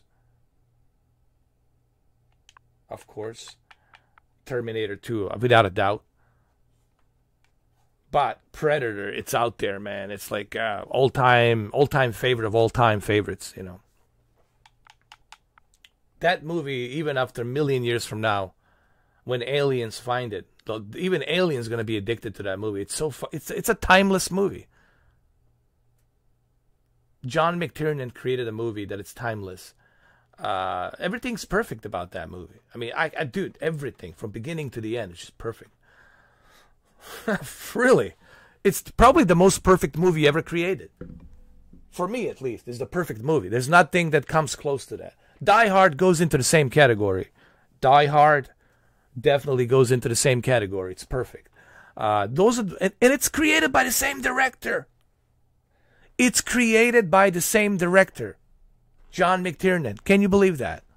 Die Hard, John McTiernan. Predator, John McTiernan. He's such underrated film director. I swear to God.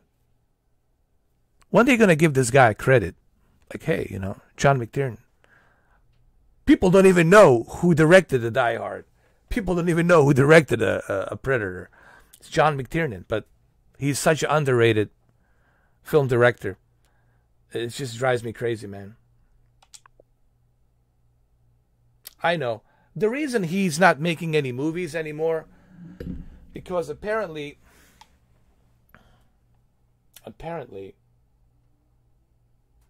oh, Tort. Oh, hold on a second. We made a mistake here.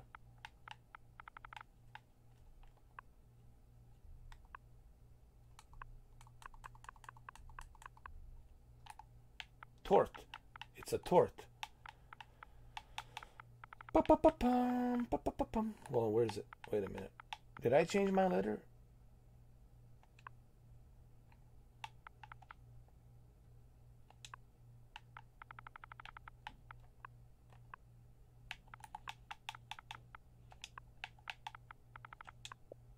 There we go. And RoboCop, of course. Those are perfect movies. RoboCop.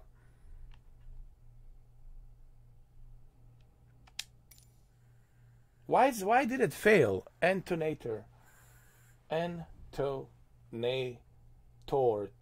Tort. 87. Why did it fail? Excuse me.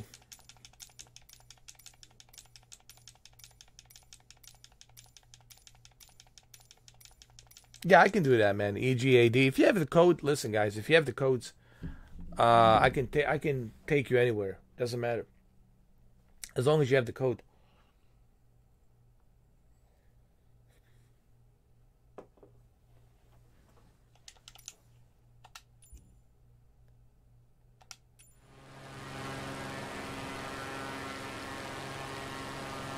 Oh my God. Oh my goodness.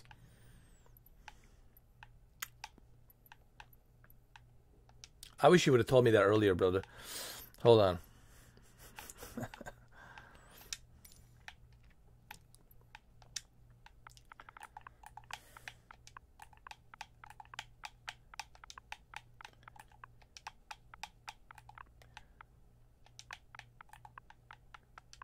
Intonator, hold on.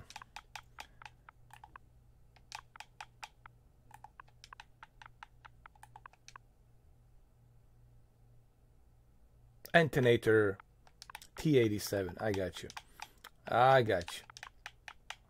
Intonator T87. Here we go. I sent it. Invitation sent. There you go. Perfect. No, I got it. I got it, Anthony. It's all good. You guys have to remember there's a delay between what you guys say and then between what I read. There's a slight delay, like a 20 seconds. So it's not an instant. This live stream, it's not an instant. It drives me crazy, man. I wish there's something I can do about that. I need to figure that out because it's not like an instant thing. There's a slight delay between what I say and between the time that you guys hear it. You know, so it's like I'm coming from a future and you hearing it in the past.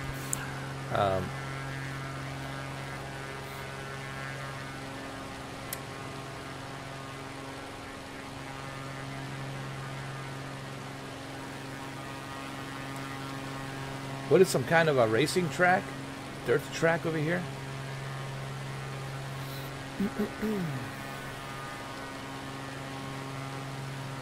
We'll go to EGAD. EGAD. It's the town in Northern Ireland. Look at this. A racetrack. Is this for the horses or? This is a nice town over here, man. Really nice town. I can easily see myself settling down here, man. Living here for sure, bro. I can easily see myself here. 500. This is just north of Sydney or south of Sydney.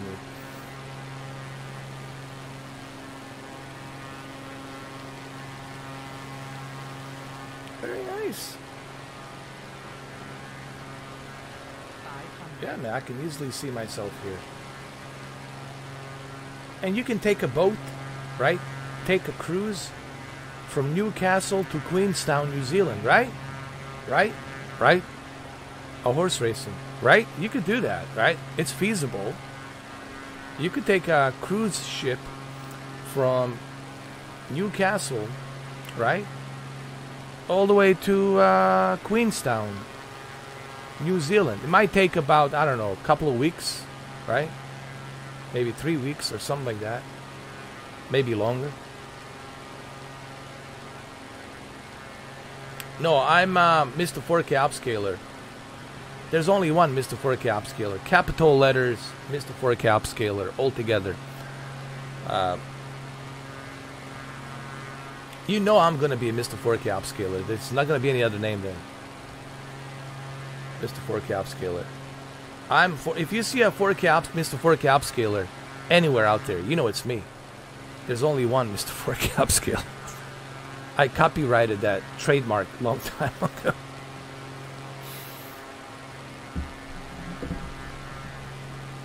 Oh, you just landed on there?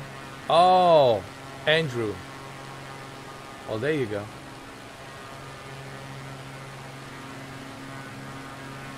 You did it, my friend. 500. So, Anthony, are you gonna get the hottest T-Flight 16,000M package deal? Are you thinking about getting it? Dude, I'm really thinking about getting it, man. It's nice using a controller. I can fly. Listen, for everybody out there, I can fly with the Xbox controller. Okay? It's not a big deal. I can do it. But to have that smooth, precise experience, you gotta have a flight controller, man. 500. It is what it is. And I shouldn't torture myself like this with this. You know, I shouldn't torture myself. It's pathetic, you know. Right? I should have that precise, best of the best precision flight controller, right?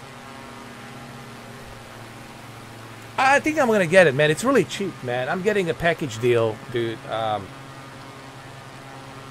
gonna get it, man.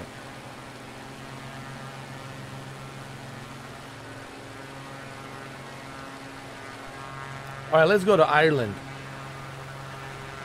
Let's go to Ireland really quick. It's a beautiful town, man, Chris. It's a beautiful town. 500. Very beautiful, man. What can I say?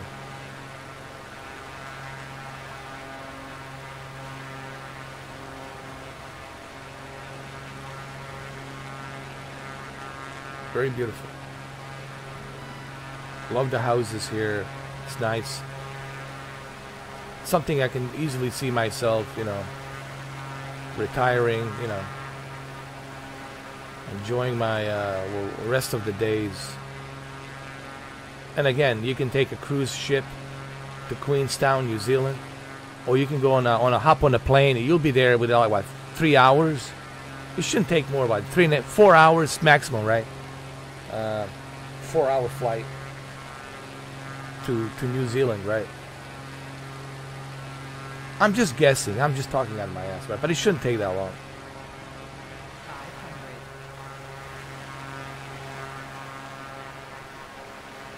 500. I'm talking about like a jetliner, you know. One of those fast jetliners.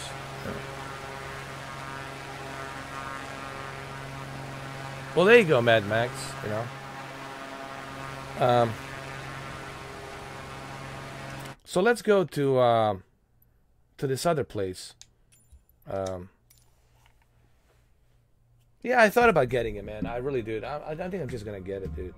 It'll arrive on Tuesday, and I can unbox it, set it up. I think I'm just gonna get it, man. Cause I need it. You know what I mean? It's just one of those things I need. You know, it's just right now it's brutal for me to fly with a, you know, Xbox. I mean, it's not super brutal, but it's kind of a torture. I want that precision. You know, I want a good precision flying. You know. That's what I'm looking for. So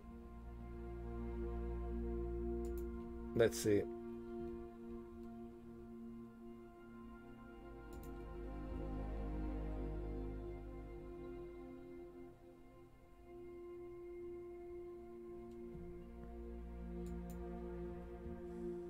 Let's see.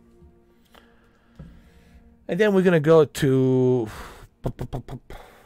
Ireland, EGAD.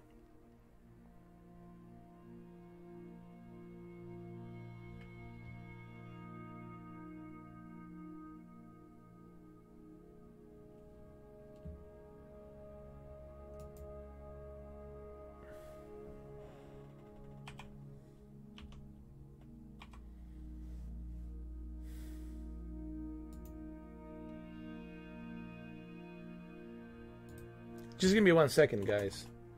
Give me 1 second. I'll be right back.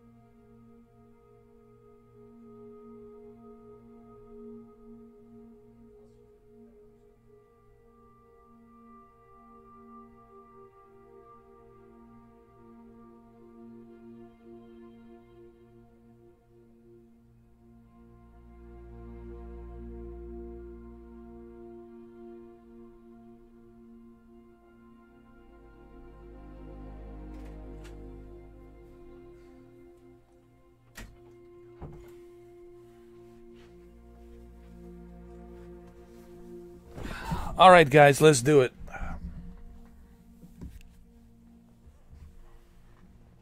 I just had to double check something.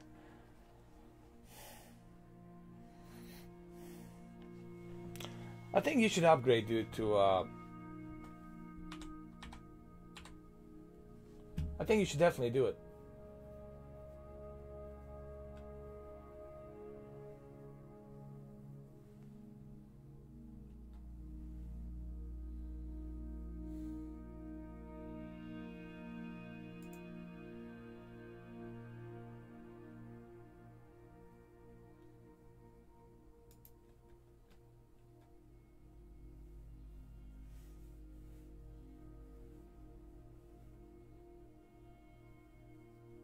Anyway, I got it, man.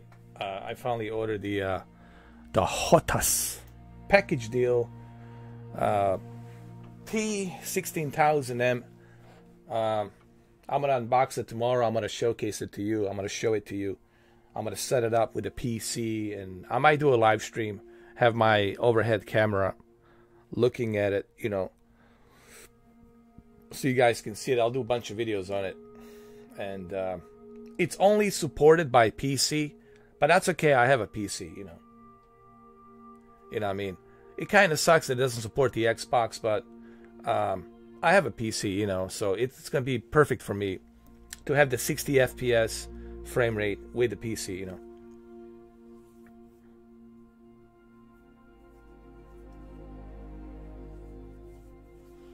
Thank you, Extreme Gaming. EGAE. Thank you, EGAE. That's the Ireland. EGAD.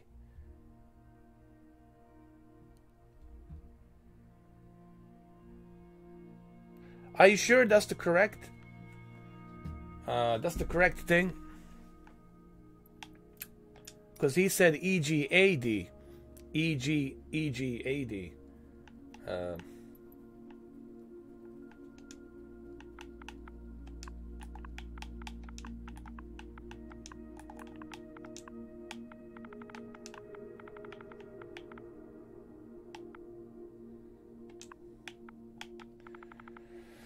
Yeah, it has a lot of good reviews, man. People are saying it's freaking awesome. And it has a lot of precision stuff. It has a lot of features built into it. A lot of buttons. Basically, you don't need a keyboard. You just need this and a mouse. All the buttons can be programmed. Your flaps, your gear, everything can be reprogrammed, programmed. So everything's on the tip of your fingers. While you're flying, everything's there. You don't have to worry about anything. And the calibration, the precision, they're saying it's top-notch. It comes with a big rudder for your feet, so you can adjust left and right as you are taxiing. It's just gonna... And it lights up. It has these lights in them at night, so when you're flying at night, you can see. It really just makes it... and it's compatible with the 2 joysticks. If you want to use 2 joysticks, you can do that. It's just gonna help the whole experience, man. And it's a good deal for $250, man. For $250, it's in my opinion, a great package deal. When you look at how much they're selling these things, currently it's available at Best Buy here in North America for $250, and I strongly advise you to take the advantage of it, because I don't know how long it's gonna last, because the alternatives are super expensive. Like, super expensive. No, not at Turtle Beach. I'm talking about... here, I'll tell you. Just give me a second. I don't even know what I ordered.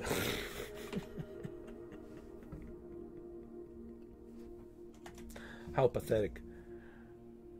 There we go. Yeah, I'll tell you right now.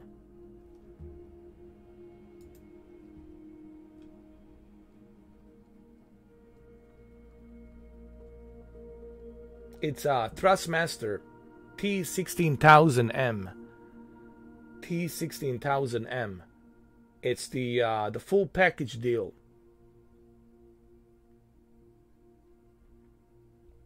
And I got it for $250. It was on sale. Okay. Normally it's $300, but I got it on sale for $250. Not a bad deal. Look, man, this was a good opportunity, because I know I will not have this opportunity again. It's one of those things you have to act on. It's like the opportunity. Same thing with my Series S. You know, there was an opportunity for me to get it for $300. I got it. Whenever you have the opportunity to get something, get it. Because you know you're going to have a difficult time, and you'll have to pay a higher price to get it down the road. So, should be arriving tomorrow. I don't know what time tomorrow. If it comes late tomorrow, like very late tomorrow night, then I won't be able to do it till Monday. So, you'll probably see me do a video on it on Monday. That's if it comes super late. Anyway, let's go look for this airport.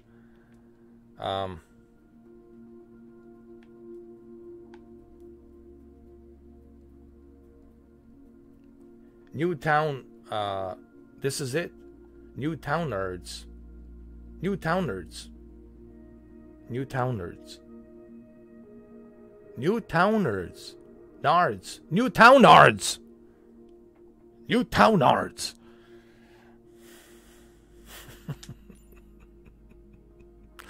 Here we go.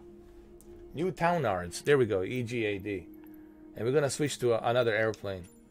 We're going to switch to something else. I'm going to switch to... Let me see.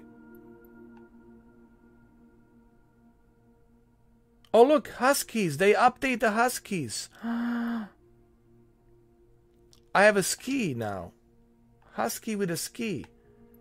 Well, thank you. Thank you, thank you, thank you. Here we go. All right, I already see Antonators right there. Anthony Bishop's right there. Set his departure. Cool. Newtown Arts. Newtown Arts. You better listen to me, boy. It's a Newtown Arts. You should know it. That's where the Colin Farrell's from. Is that where Colin Farrell is from? Right? By the way, he was freaking awesome in that TV show. You guys gotta watch it. It's on AMC. The North, what was that? North something, I don't know. North Wind or whatever. They went to, it's something, it's about this expedition in the North Pole. The expedition in the North Pole. And this expedition in the North Pole, they, well, I don't want to spoil it. Watch the TV show. I'm not going to tell you nothing. Just watch it. Colin Farrell's in it. You're not going to recognize him. Just like you're not going to recognize him in Batman. I guarantee you will not recognize Colin Farrell in Batman. 100%. Colin Farrell has turned into a Heath Ledger Joker. He's doing method acting. I love it. I fucking love it. I like what Colin's doing. He was kind of dropped from the radar for a few years after Miami Vice and all that. Which I thought Miami Vice was terrible. With Jamie Foxx. It was just movie just blech. It was just, I can't believe Michael Mann did such a poor job on that. Like, what the hell happened? It was a terrible movie. But on this one, on this TV show, Colin Farrell, holy shit, man. I can't talk about it. You just have to watch it. And you'll find out why I cannot talk about it. You're in for a surprise. Just watch the damn thing. Okay? Watch it. Colin Farrell is back. He's back with a vengeance. Yeah. Caution, low fuel pressure. All right, it's a lot of rain right now in Northern Ireland. I know Colin Farrell's from Ireland. He's got that Liam Neeson magic, you know. He's got that Propa 12. Propa 12 magic, bro. Yeah. Irish are tough, man. Let me tell you. And you see it, man. You look at Liam Neeson. He's tough as nails, man. Tough as nails, right? Liam Neeson, tough as nails. Colin Farrell, same thing. Even McGregor, you know, tough as nails, man. He didn't give a fuck. He broke his leg. I don't give a fuck about my leg. The fuck my leg, man. I'm gonna Propa 12 my leg.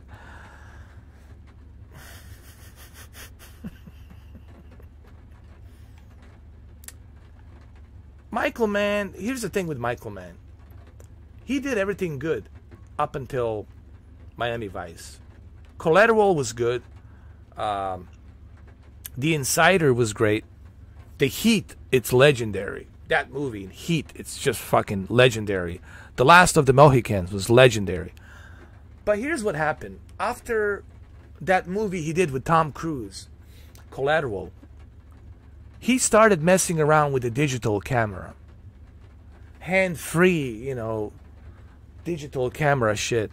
It worked on the Collateral, right? It worked on Collateral. For that movie, was perfect. But then he started using it for every movie after that. And I just felt, dude, that formula doesn't work. You know, you got to get rid of that. And I think the reason he failed on those other movies is because he was using the same freaking formula and it didn't work. But it worked in 2004 on a Collateral because of the story of the movie. It fit perfectly the movie, you know. It only worked on that movie, Collateral. And you should leave it there for Collateral. But Everything else after that, I didn't like it. You know, the handheld camera, zooming in, close-ups, you know. You can count how many fucking hairs on the beard Colin Farrell has. You know, it's just, I don't like it, man. Yeah, he fell in love with the same technique, and I think that's why he failed. And I think Christopher Nolan was trying to tell him that on that interview, but I didn't like it. And I think what's his name? Christopher Nolan was trying to give him a friendly advice, you know, like get rid of that technique, man. It's just kind of, you know, it doesn't work, you know. All right, let's go fly. Let's go.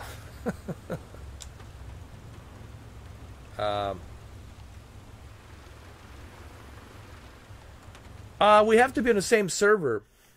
I'm on the East USA. Anthony, I need you to click on East USA server. That's what I want you to do. Hold on a second. Let me check something over here really quick. Pa-pa-pa-pum, pa-pa-pa-pum, pa-pa-pa-pum, pa-pa-pa-pum, bum-bum.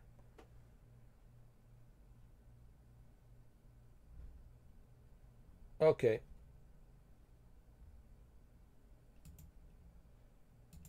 I got it. All right, here we go, guys.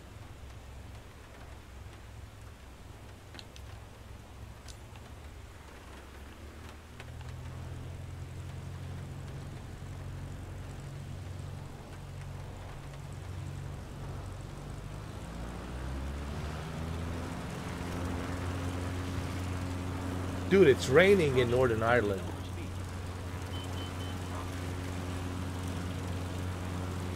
It's raining. It's raining and raining and raining and raining and raining and raining and raining. All that rain. Look at all that rain.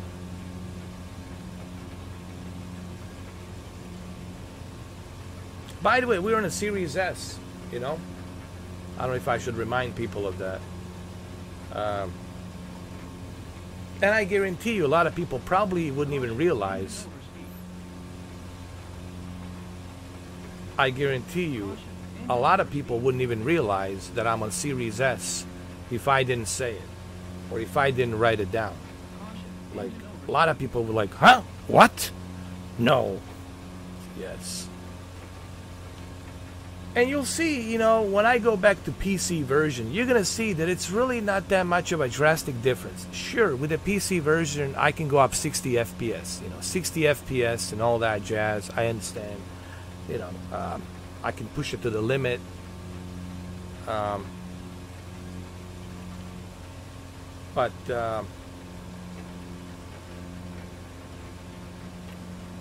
it's a nice town, man. I like it.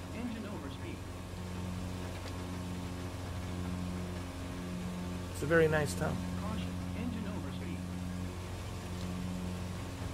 Hold on.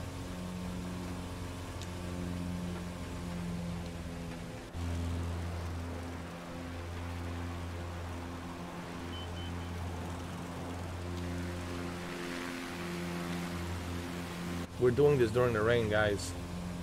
Very nice town. I like it. Even during the rain, it looks nice. So it's been humid and rainy, huh? Is this where Liam Neeson? Liam Neeson's from Dublin, right? Is that where he's from?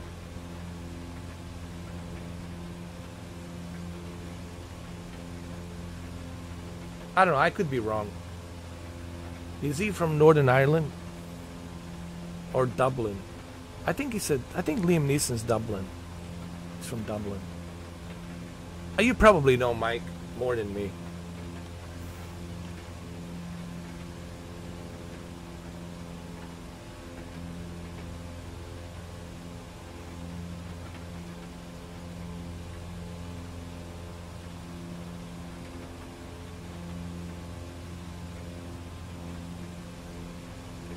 Look at this.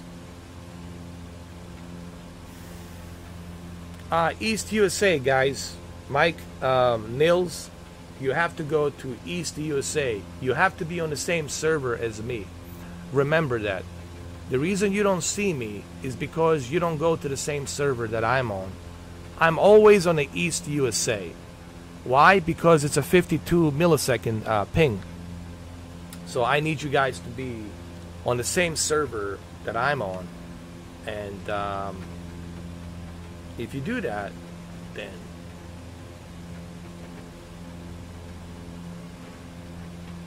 you'll be able to join me. You'll be able to see me. Belfast approach MRFO URKAY1979er. Hey AC, how you doing, man? Northwest of Echo Gulf Alpha Delta 1, Scotland. 300 feet. Request, flight I would like to following. add you as a friend, but MRFO URKAY1979er. Heavy Belfast. I need your name tag. Clock 0143. Clock 0143 MRFO URKAY1979er. Look at this. Heavy. I mean your gamer tag.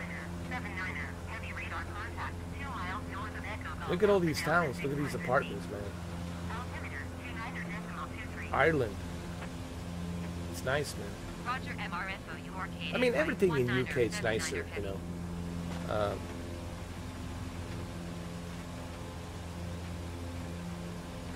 As long as you're not living in a big city, right? Like London. But everything north of London, it's much nicer, right? And then, you know, you look at Ireland, you look at Scotland. Like yesterday, we went to Scotland. Lucky. It was beautiful. But London is a historic city. It's huge. So of course, South London, West London, North London, East London, it's huge and it's dangerous, you know. London has become very dangerous, man, right? A lot of stabbings and a lot of crazy shit's been happening, man, in London. I heard it's getting very dangerous. Seriously. I'm hearing all kinds of stuff, man. Sometimes I'll tune into Sky News or, you know, or one of the other channels that you guys have, Channel 4. And, man, a lot of crazy shit happening in London, too, man. Definitely, it's becoming dangerous, right? That's what I've been hearing. I've been hearing all kinds of stuff. But it's a big city.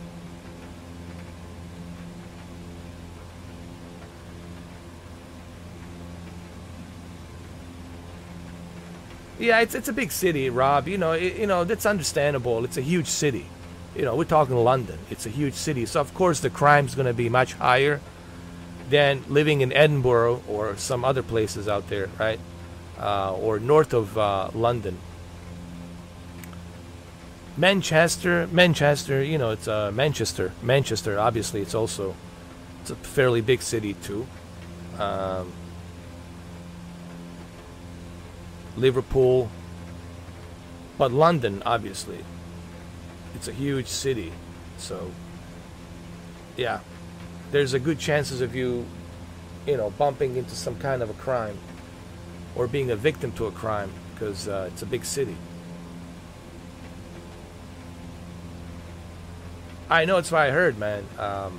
It's been pretty bad. I've been reading what the police of London has been saying. They're trying to crack it down. You know, they're trying to do the best they can. They've been cracking down fairly good on some of these individuals and some of these gangs. Many different types of gangs in London, man. They're pretty badass. I'm not trying to give them any credit, but I'm saying, you know, they're out there, man. They're lawless, and the London police is trying to do the best they can to crack them down. But I think they have kind of cracked down some of these groups, and that they've done, you know, fairly good job on toning it down a little bit, right? It's not like what it was a couple of years ago, 3 years ago. 3 years ago was terrible, man. It was like knifing every day. People getting knifed every day. And it was pretty fucking crazy, man. Even on the bus, you know, everywhere you go. You could be riding a bicycle, boom, getting knifed.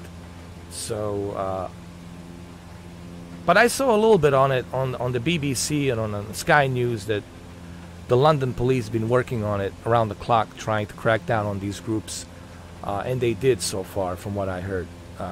They got a lot of them arrested, prosecuted.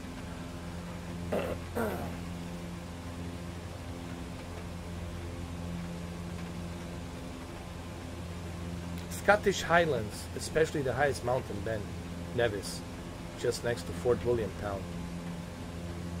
Do you have the code for that, AC?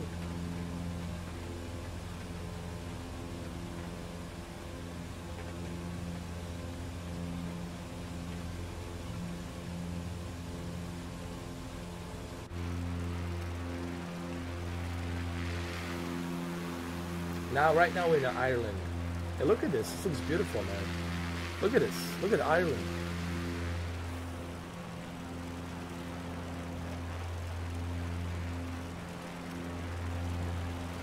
By the way, the Husky just got an upgrade. If you bought a Husky, now you're getting the ability to land on the water. The water skis right there. And you also get the ice skis as well. So you can land on the ice and on the water with this Husky. This Husky A1C, I highly recommend, guys. It's only 14 bucks. I highly recommend this thing, this Husky. You can land on ice, you can land on water. It's just perfect. The airport code, AC. If you could give me the airport code for the Fort William Town, because every city, every place has some sort of an airport that's there. So if you could give me the airport code, I could do it.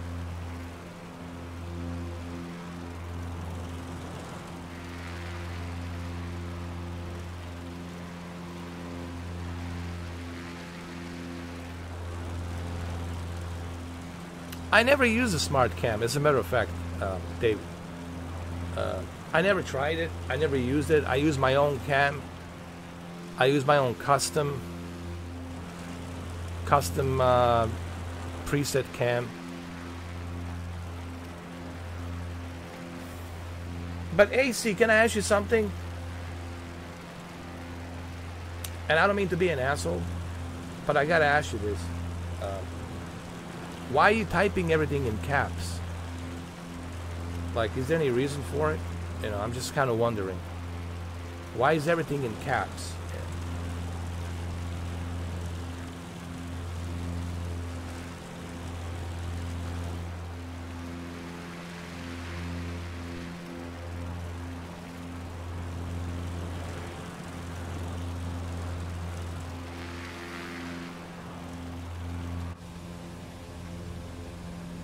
Let me slow down the RPM.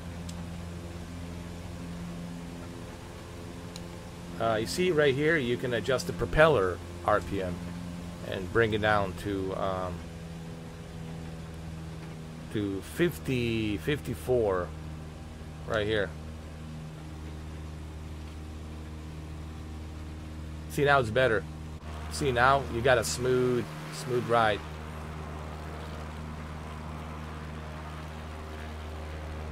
At 54 RPM on the propeller.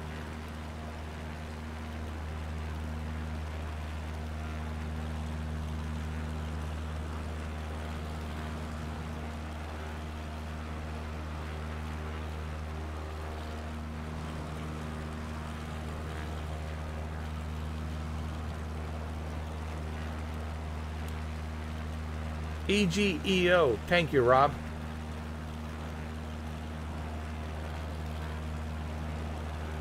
You might have to restart. You might have to, I would close the game and I would restart the game and then go click on the server. I think the servers are not being refreshed properly. And I think you have to shut down the game and then restart the game, Anthony. That's what I would do.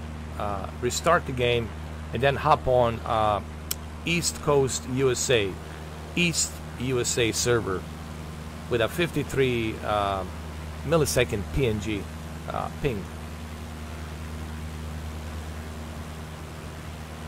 Hey, what's up, Jack?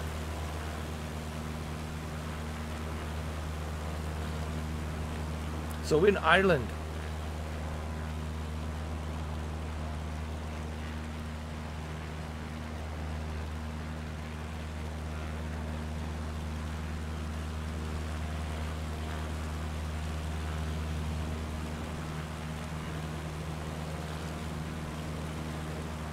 Well, that's probably what it is, Anthony.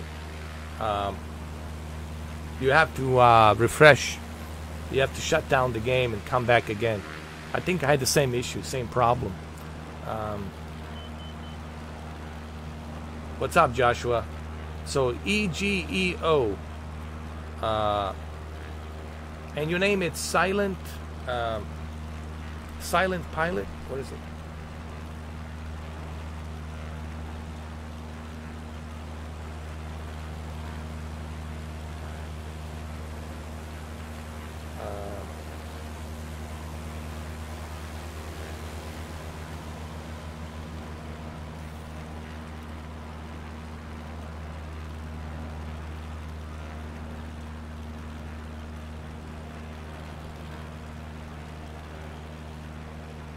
Silent SO9. Is that with a space or altogether Silent SO9?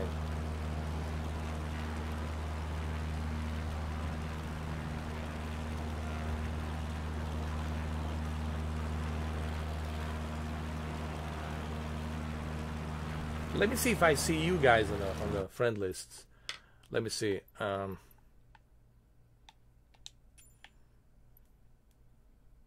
I see you, and Antonado. I see you, Anthony, on onboarding, and I see Bat at the world map. I see Rob on the world map. I see Problem Child exactly where I'm at. I see Quantum exactly where I'm at, and I see NMS 1959 on the loading screen. So I see all of you guys right here. But let me add you. Hold on. I can invite to a group. I'll invite you guys to a group. I wish that there would be like a membership group where we all kind of always being remembered. Once you join the group, you always stay in the group, right? I wish that they had something like that, right? Where you can create a group and you always become a member of that group on a flight simulator, right? And that group, it's always there. Maybe this is something for a new update from Flight Simulator. They should be able to... two things I want to see from an update. I want to see the ability to pin the locations, right? We found certain locations and we pin them and we give them the name of certain locations that we discover, right? I want to see that, to be able to pin on the map, on the world map, and have those pins saved on the server, on a cloud, Have that option. Number two, I would like to see the ability to create a member group, like 20 people, and have 20 people part of that group. And they're always part of that group. Every time they log in, they're always part of that group. Like, I want to see those updates. I would like to see that. That'd be freaking awesome, dude, if they do that. Yeah, I would love to see that. All together? All right, so let me add you. Silent. Is it all capital, right? Capital letters? Silent SO9.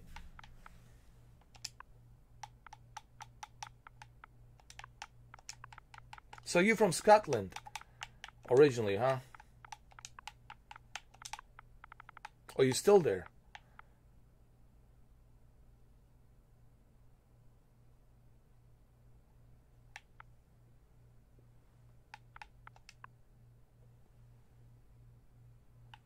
Silent S09, huh?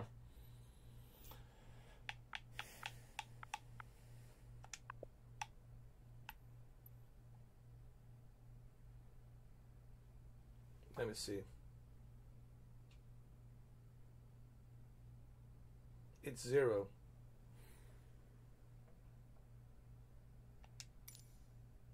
Invitation failed. Are you sure it's the... That's what it is?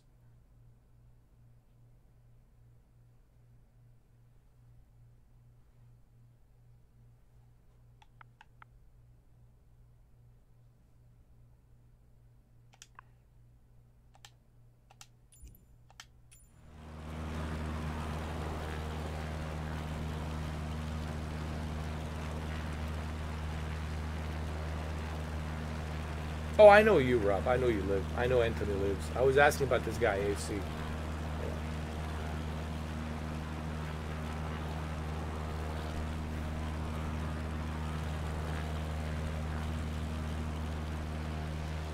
All right, so let's go check that place out. Let's see it. Let's see what that is. Where in Scotland that is. EGEO, Fort William. Let's see. EGEO. EGEO.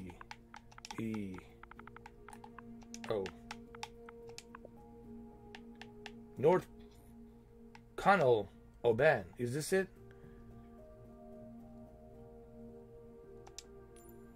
There we go. Right there. There it is. This is the place, guys. This is the place.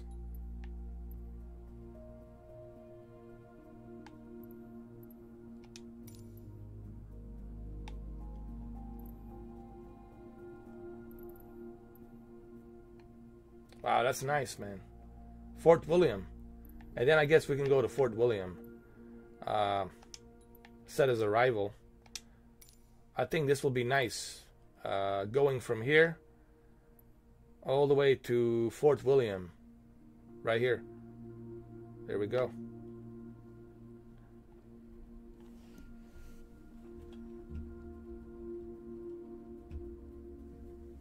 Hey, what's up, Farasat? How you doing? I think they will. They said they will, but next year.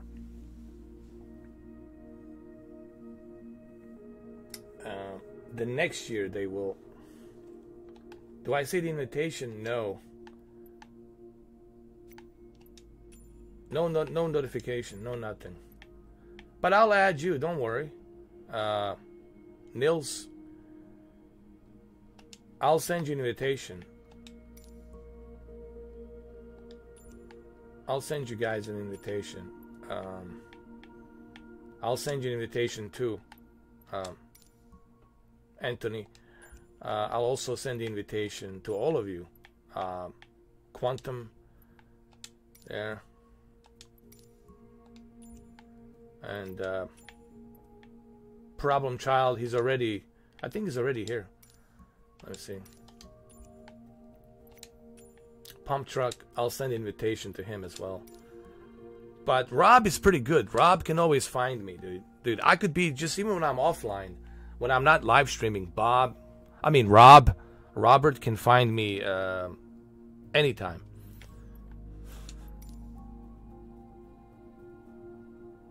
Oh, it's pissing rain. Okay, we'll do that. So, what is your namer tag? I was trying to add you, but it didn't go through. Are you sure it's a silent 09? Or is it silent 09 with a O?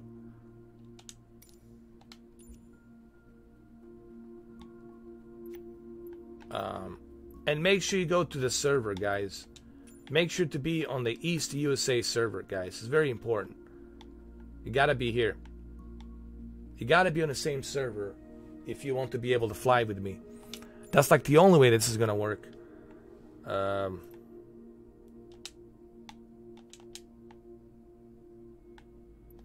Flight conditions.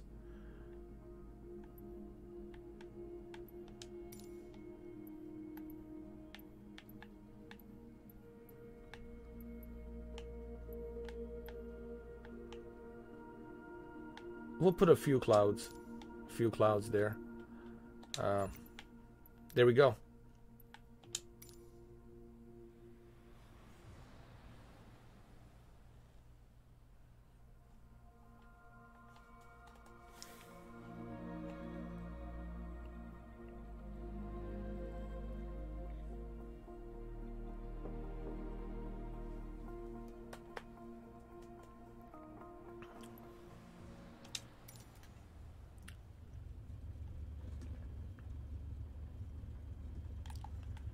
Oh, this should be nice.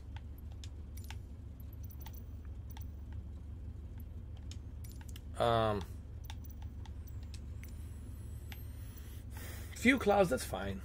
Doesn't look that bad. I see your problem, child. Let me send Anthony another invitation. I'm gonna spam you, Anthony. You're gonna be spammed, bro.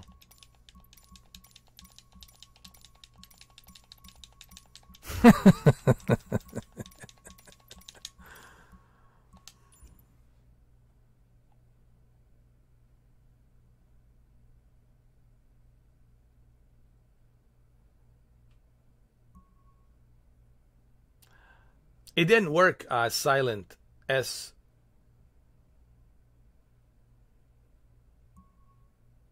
Oh, it's the S09.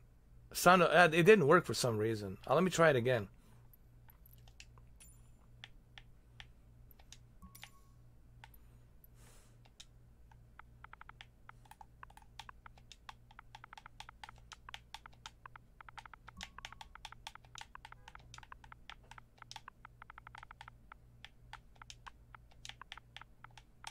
Let's see. Invitation failed. Keep saying the invitation failed. There you go. No, I don't see the invitation at all. Nothing. No notification. 0. Which is interesting.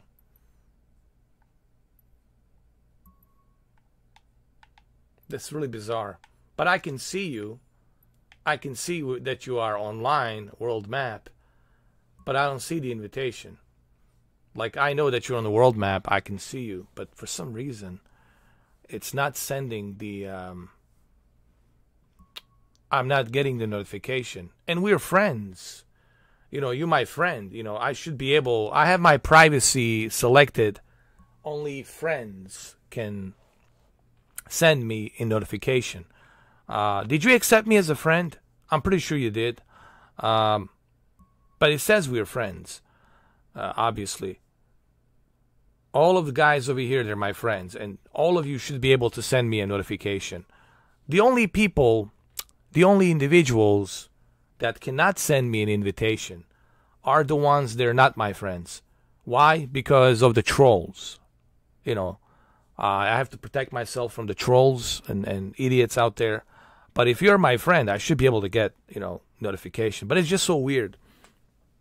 I don't get it, you know.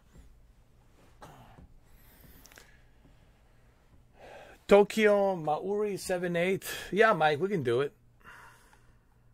I can add you.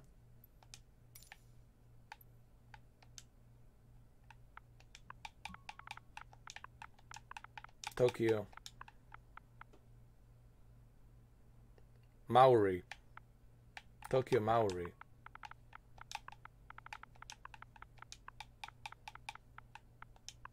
Seven eight. There we go. Tokyo Maori 7-8. Invitation failed.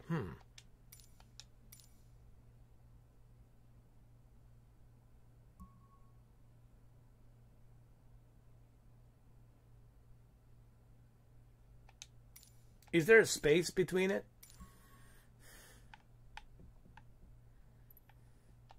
Anyway, we'll do this some other time, guys. You know, because if I start adding everybody as a friends, man, this live stream is gonna be just about that.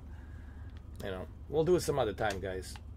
I gotta, you know, I only got maybe a couple of hours left We got to start flying, guys. We have to remember we're live streaming. You know, I have to be aware there's 50 other people watching this. There's always another time for that. You should send me these requests when I'm offline. You know, you should do it when I'm like offline. Because right now I don't want to spend like, you know, an entire day just, you know, wasting the live stream doing that. I hope you guys understand. Yeah, it's just pain in the ass, honestly, right now. Is there a space? Is there no space? And it's just pain in the ass. All right, let's fly. Let's do this. I wish that it was easier, but, you know, it's not. It's kind of a pain in the ass. Typing in and then getting it right and then waiting for the... I wish they'd find a way to make it easier.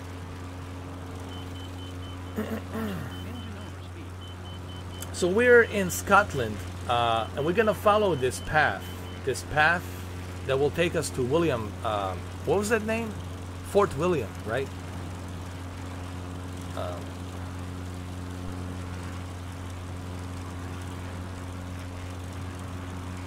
Yeah, guys, just try to get it. Do me a favor, get it right, get it correct, you know.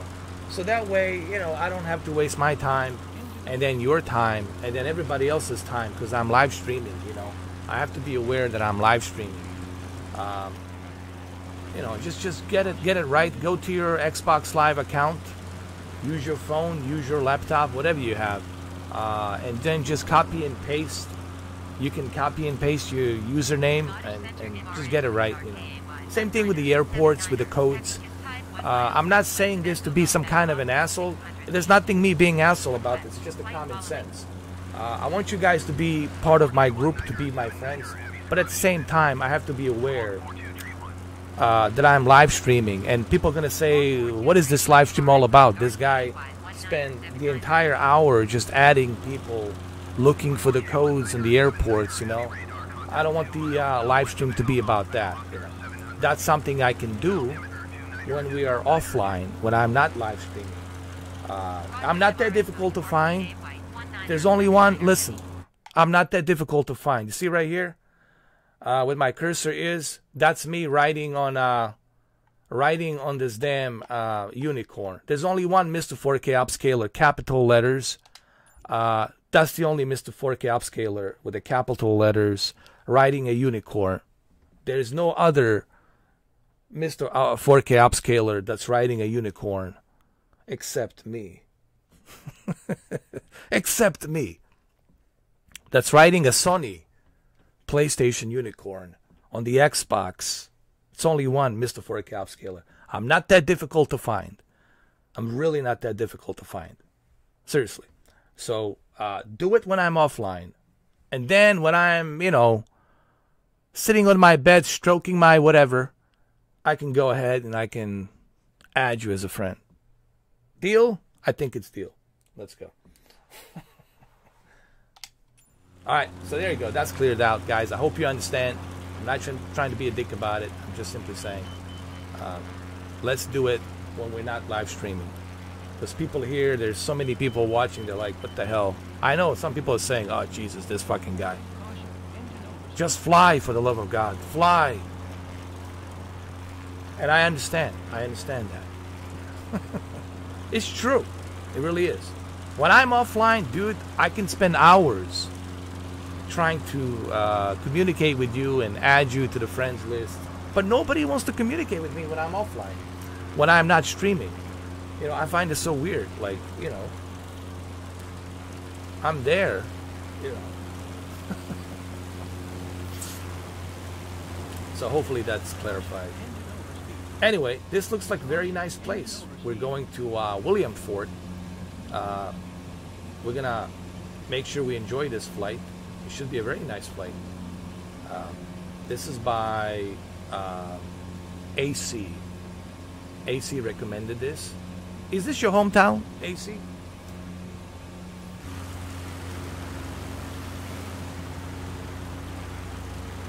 Because this looks beautiful.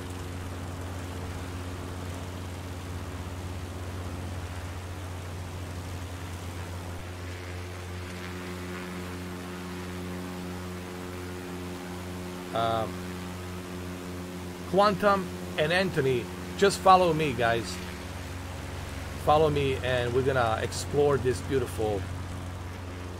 There's a Problem Child. We'll explore this beautiful place in Scotland.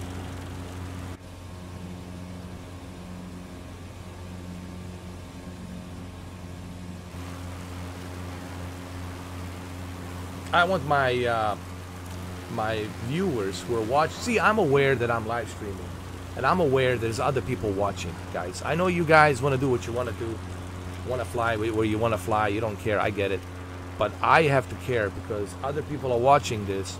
So I want to make sure that they see the scenery of this place, that they appreciate the scenery of this place. You know what I mean? What is this? And we're going to Fort William. Hey, what's up, EK? How you doing, man? I haven't seen you in a while. I think Scotland's beautiful no matter where you go. I think Scotland is just beautiful no matter where you go. Thank you, Mike Hall. Appreciate it, man. Keep sending those friend requests. I will check it on my phone. I don't even have to be on my Xbox. That's the beauty about this whole thing. Even if I'm not home, I can check my Xbox app, right? And through my Xbox app, guys, send me a message. Tell me who you are. Brief message. Hey, I am so-and-so from the live stream, etc., etc. Let me know who you are. I'll go read it, you know. I'll check it out. And then I'll add you, you know. It's just doing it on a live stream. It's so time consuming, you know. And then people criticize me and say, oh, this guy spent, you know, hour and a half adding people and looking for the codes and for the airports and didn't show the gameplay. And, you know, people are going to start, you know, saying something, which I totally understand. I mean, I get it. They want to see what the Series S can do, and obviously Series S is handling this like a champ. Clearly, like a champ. It's handling it beautifully. I think it looks beautiful for Series S. Let me adjust my propeller speed.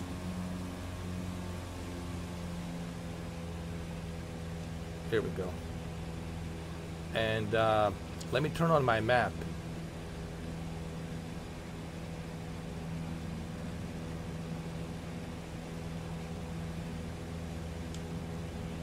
Hold on.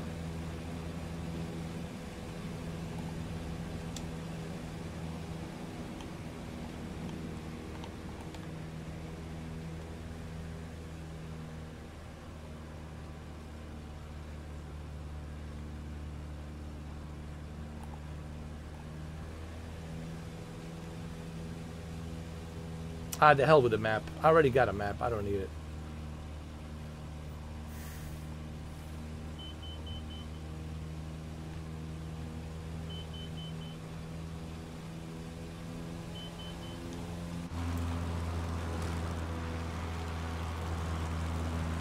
We can land here, as a matter of fact. You want me to land? You want me to demonstrate that? I'm going to demonstrate.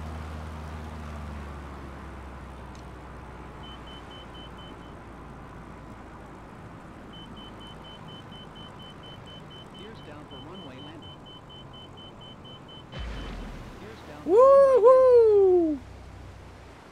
Oh, that's so cool, man. Nice. We have landed, my friend. Here's down for runway landing. Here's down for runway landing. Here's down for runway. Oh, definitely, it's beautiful. Scotland is beautiful, man. No wonder Braveheart died for it. But New Zealand is beautiful as well, man. I would say Scotland and New Zealand. If I have to like pick and choose, I would say Scotland and New Zealand for sure. And they're kind of similar in a way. right? They're kind of similar. Gears down for runway landing. Am I losing control over here? Hold on. Gears down for runway landing. Gears down for runway landing. Gears down for runway landing. Hold on. I almost lost the control. Gears down for runway landing. Gears down for runway landing. Gears down for runway landing. All right, let's go to the William Fort. Gears down for runway. William Fort. Gears down for runway landing. Scottish Center MRNO URKAY 19er 79er heavy is type 4 miles north of Echo Gulf Echo Passenger 200 feet. Request flight following. Gears down for runway landing. Report K19er 79er Heavy Scottish Center. Squawk 7343. Oh, there's Rob. I see pump truck. I see Rob. Squawk 7343 MRNO That's nice, man. URKAY Really 19er nice. 79er Here. heavy. Looks beautiful, man. Report K19er 79er Heavy radar contact 4 miles north of Echo Golf Echo Oscar 200 feet. Altimeter 29er.9. You have to go to traffic. MRNO URKAY Anthony, you gotta click on the 19er traffic 79er heavy. under the option and then select to see name tags. Here, let me show you really quick. Go to the general options. Go to the traffic. And then under the traffic, show traffic nameplates. And that's it. That's all you gotta do, brother. Down for runway landing. And you're good to go. Gears down for runway landing. Gears down for runway landing. Gears down for runway landing. Gears down for runway. Hold on. Gears down for runway landing. Gears down for runway landing. Gears down for runway landing.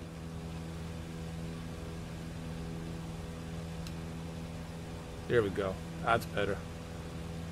Gears down for one day land for one land landing, whatever. Gears down for one land landing. So annoying.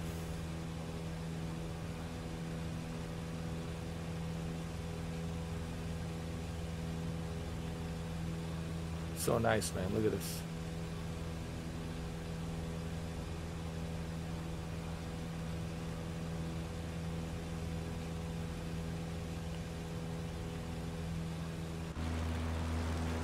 I bet so many people don't realize until they read the description that it's a Series S. Even I'm having a difficult time, like, trying to understand, like, why am I playing this on a Series S? Like, why is this possible? Problem child. You're welcome. Pump truck. Oh, that's not a problem child. That's Rob.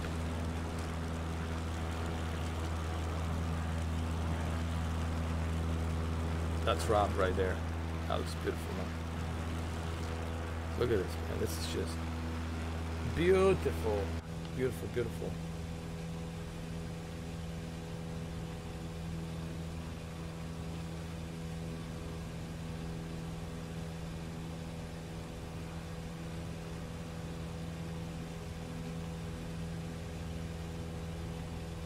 Wow.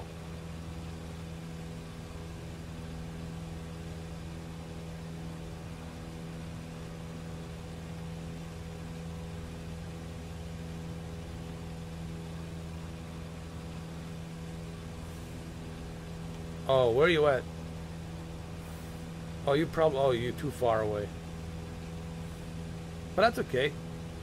You know, Scotland is beautiful all over the place. There's Quantum. There's Andrew.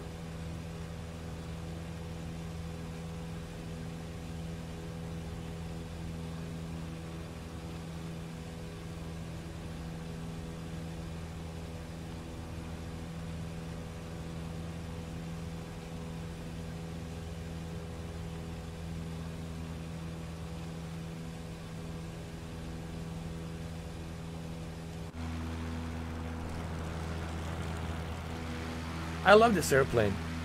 Best $14 I have spent. It comes with a bunch of liveries. It comes with a touchscreen. It comes with a ability for you to land on water, ability for you to land on ice. Husky A1C. I highly recommend this. For scenery, the best way for you to enjoy the scenery, the best way for you to enjoy this game, it's with the Husky A1C. And I love the color. I love everything about this airplane. I really have no issues with this airplane. Really do love it.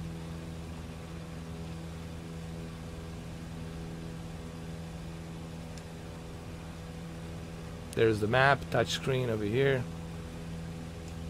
Zooming in, zooming out. I can have a 3D vision to see the elevation of the mountains and all that good jazz. I can check my radio. I can look at my speed, the altitude, how many miles I have left, the oil, all that good jazz. Pretty cool.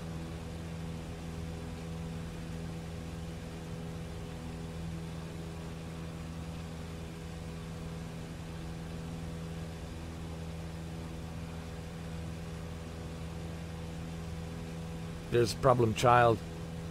Problem Child Extreme Gaming loves flying these jets. He just loves flying these airliners so low. This is the one way for you to lose your license as a pilot. Flying so low with these airliners.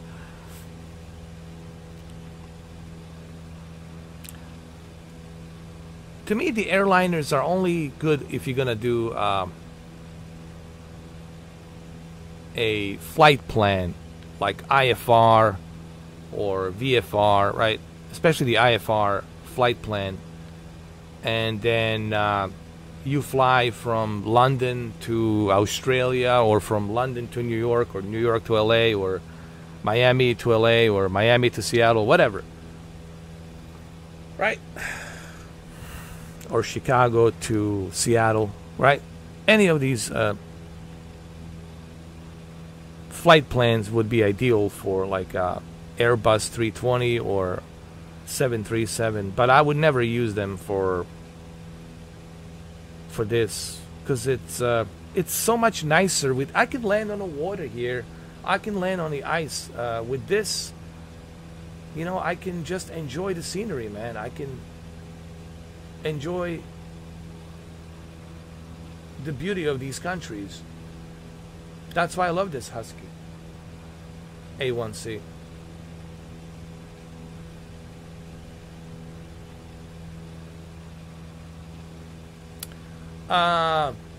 Oh boy, that's a good question.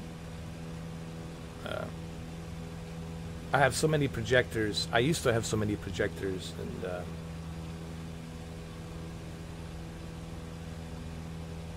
I don't know. I would have to look at the video, to be honest with you. It's been such a long time. It could be a BenQ.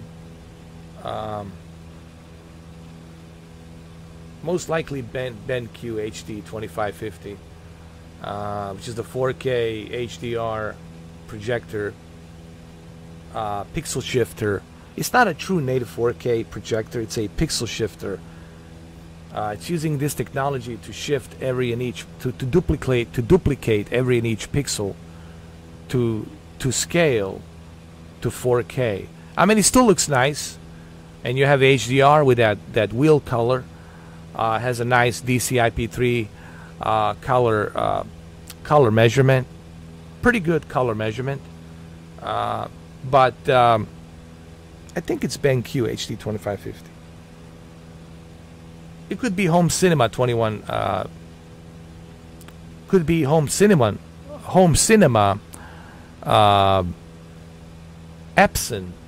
It could be also Home Cinema Epson 2150. It's either Epson Home Cinema 2150, or it's which is a 3 LCD technology, or it could be DLP color wheel, pixel shifter, BenQ HD 2550. I think I also did Black Panther with a 4K UHD player, Oppo. I did a video for the Black Panther 4K UHD Blu-ray video review on that BenQ HD 2550 with the Oppo. And when you connect Oppo to that projector, man, it's like you are in a movie theater.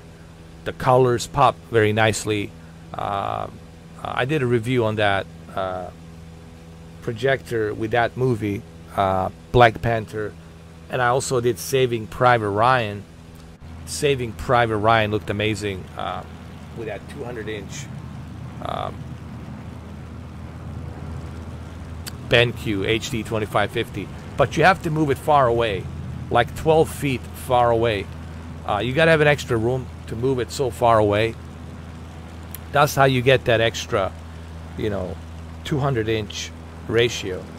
And looks, man, watching Private Ryan, it's the best way to watch Saving Private Ryan.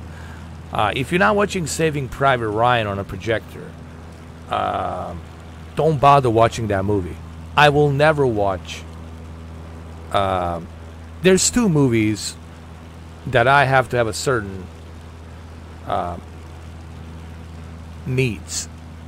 Avatar, I will only watch Avatar in 3D on my 75-inch Vizio 3D. Passive 3D glasses, which I do have. I also have LG Cinema 3D passive glasses, but that's the 47-inch. The 75-inch Vizio is the one I use when I watch Avatar 3D.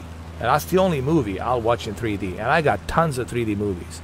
I mean, shitload. I could open 3D Blockbuster. No, for real. I'm not kidding, guys. I got over like 180 3D movies. Oh, including The Hobbit. The entire collection of Hobbit in 3D and Titanic and Terminator and all that crap. 189. I'm sorry. 189 3D movies. I got tons of 3D movies. And IMAX documentaries and all that shit. So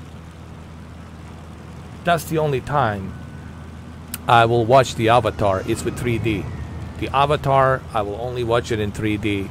I don't care about the HDR, Dolby Vision, all that jazz. It doesn't interest me. What interests me is the 3D. That movie needs to be watched in 3D, period.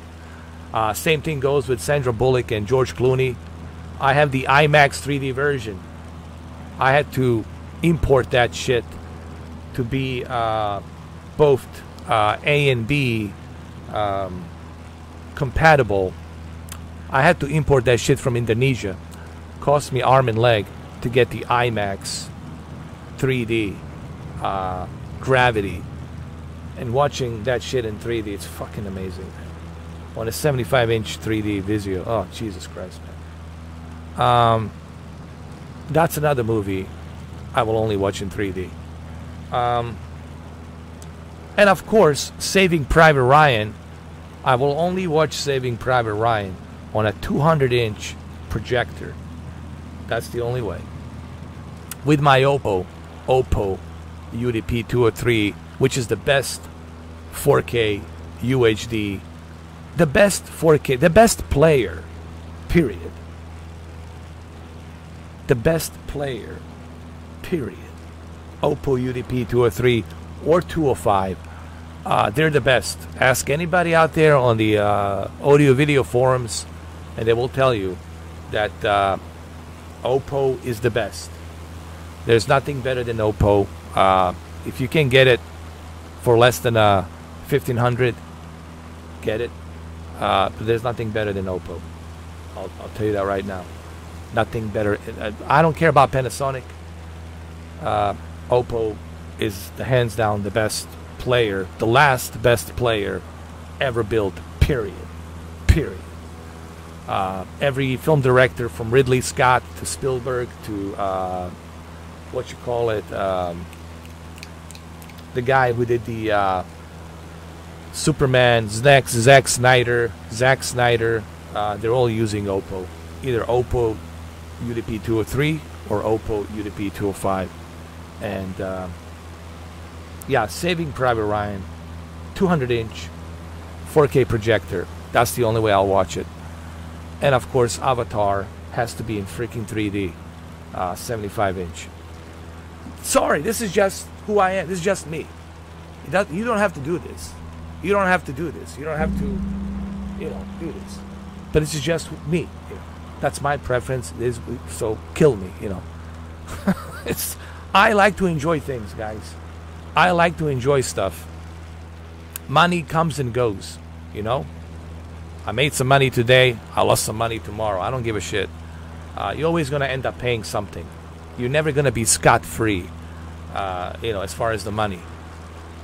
You gotta enjoy it, man. What's the point of saving all that money if you're not gonna fucking enjoy it, man? You gotta enjoy your life, man. That's all I'm saying.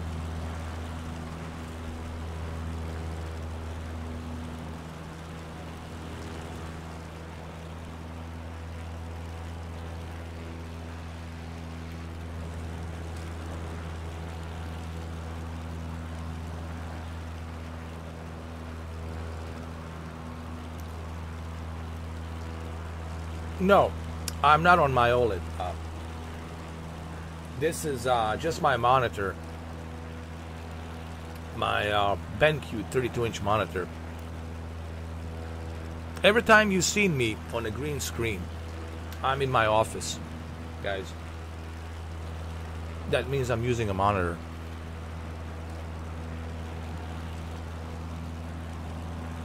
Alright, so here we go.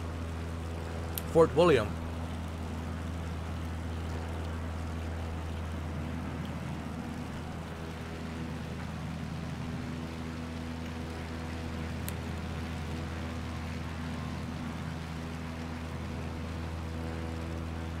Well, there we go, guys. The Highlander, man. That was a great movie, by the way. That was a great movie. I am the Highlander.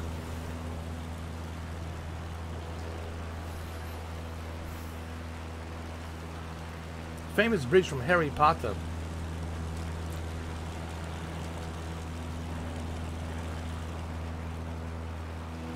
Oh, there it is. I found it. I found the bridge.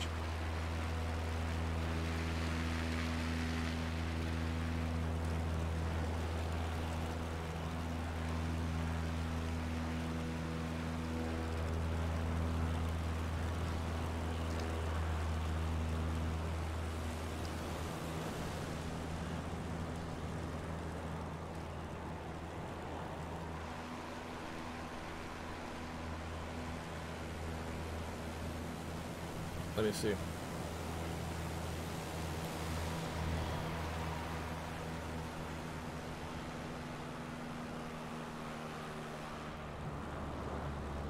So this is the Fort William right here.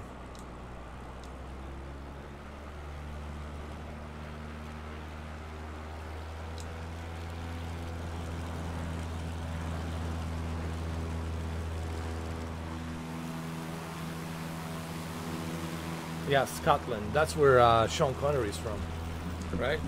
I mean, that's where he was born, right? May he rest in peace.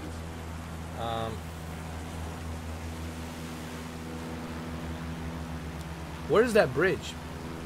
This is a Fort William, but I'm trying to find that bridge. The famous bridge from Harry Potter.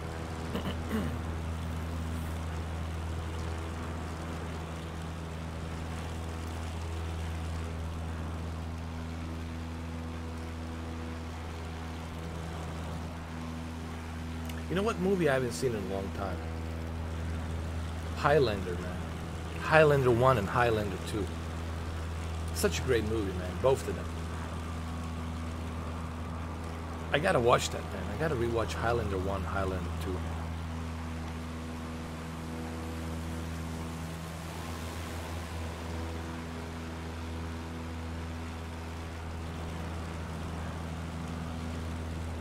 Welcome to Scotland.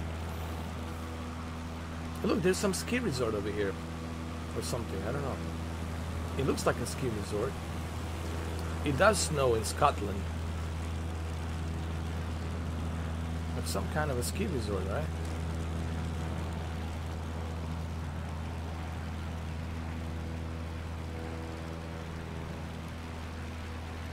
What is this?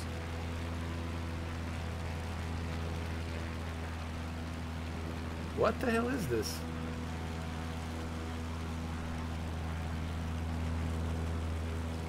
Some kind of moving houses? What?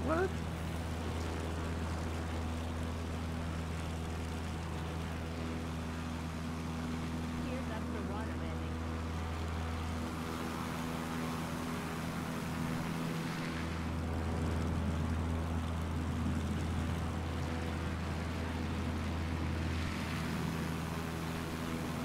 Ben Nevis, that's the mountain. Is that the mountain where Mel Gibson filmed that famous Braveheart scene? Or is that a Highlander?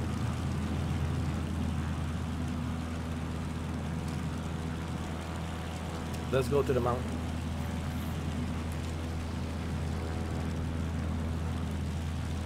Hopefully my airplane can handle the altitude.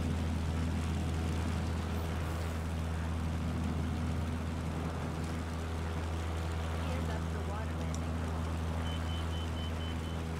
Here's up for water landing. Here's up for water landing.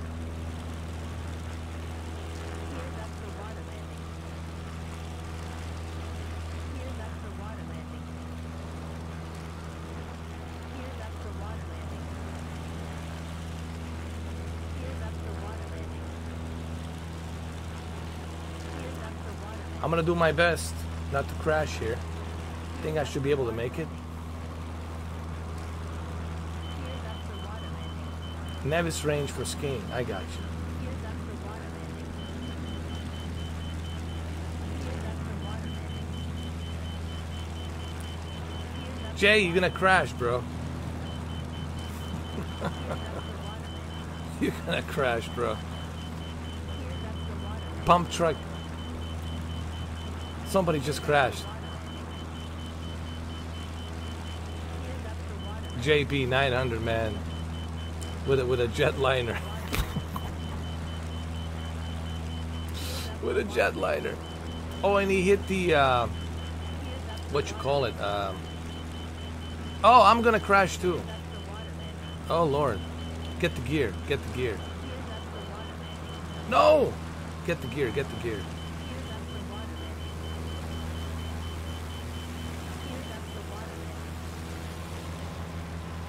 Oh, what the hell was that? Oh my God. Oh Lord. Water pipes. I don't know what the hell was this. Oh my goodness. Here's down for runway landing. This didn't end well. Here's down for runway landing. Damn it. We're done, man. Hold on. Here's down for runway landing. Hold on a second. Here's down for runway landing. Here's down for runway landing. Here's down for runway landing. Caution, low fuel pressure. Gears down for runway landing. Gears down for runway landing. Gears down for runway landing. Gears down for runway landing. I gotta turn off the batteries. Gears down for runway landing. Gears down for runway landing. Where's the battery on this thing? Gears down for runway landing. Gears down for runway landing. Gears down for Hold runway on. landing. Gears down for runway landing. Gears down for runway landing.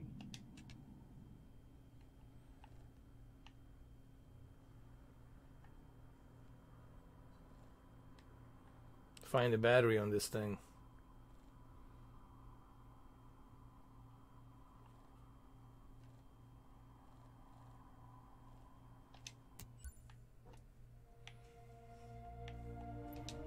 I'm gonna use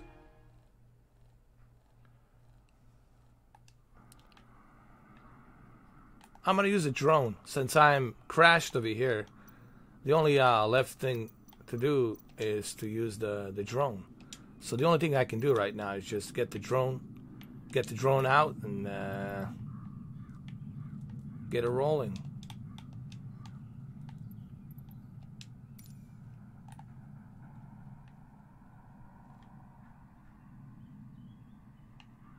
Yeah, this mountain is high altitude, and I don't think this plane was able to get to that altitude properly.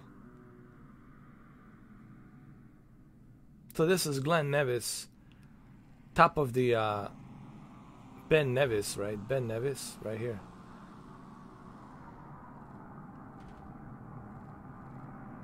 There it is, Ben Nevis. Oh, this is beautiful, man. Look at this. Listen to the sound. It is crazy. Listen to the sound. Listen, listen. Listen to the nature.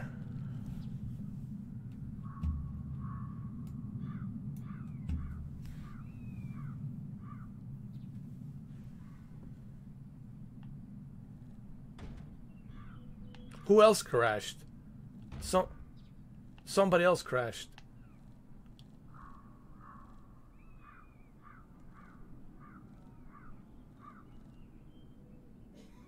Quantum has crashed.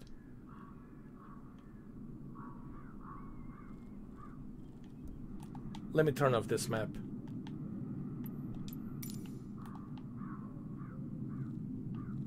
Where are you guys? Oh, there it is. JB.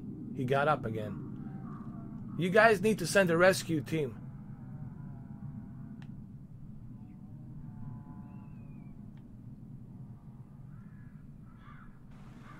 Quantum has crashed upside down as well.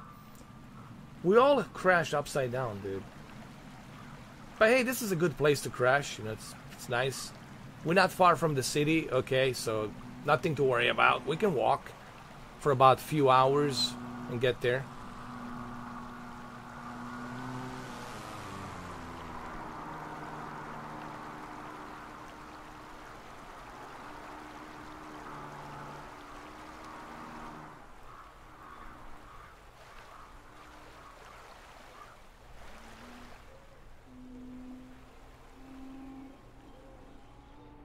There's Anthony. Anthony, there he is.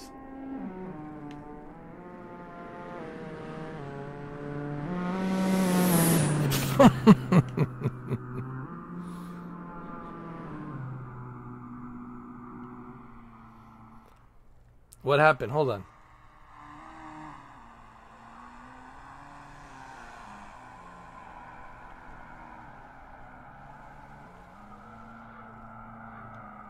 There's Anthony right there. I see you.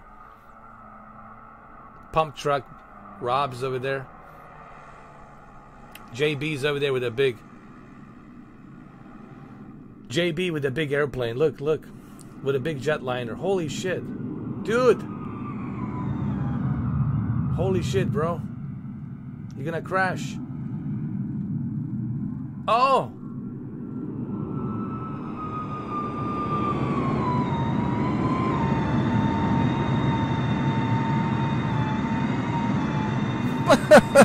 It's like a room creating music.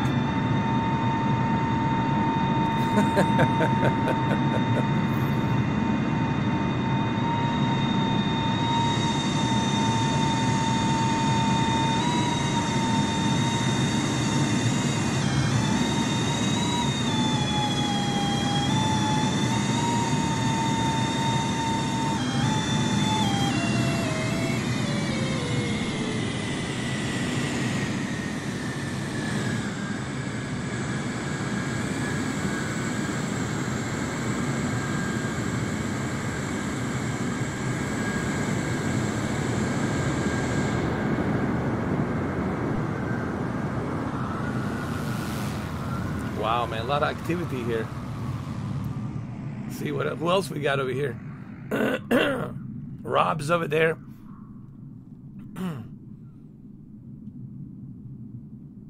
I still can't believe I'm playing this on a Series S. You know, every time I play, I'm like, dude, I know Xbox Series X looks great, of course, and it should look great on the Xbox Series X. You've seen that video that I put out a couple of days ago, and even me flying out to the space. But what really has people say, but why are you so fascinated by Series S? Because it's only $300. It's a down-powered console, and it's making all kinds of magic. It's making all kinds of magic happen here. That's why I'm fascinated, dude. That's why I'm fascinated.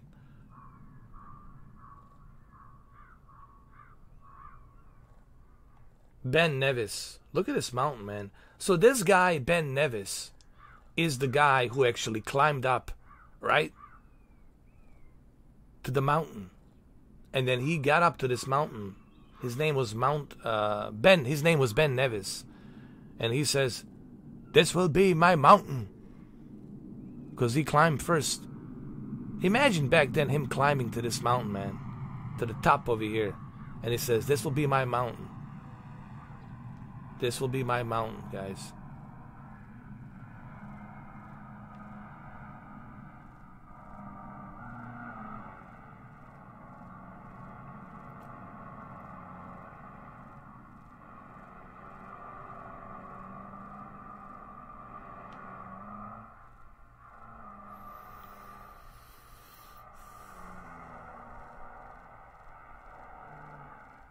Look at Scotland. Send in a Typhoon rescue. I did a Typhoon rescue.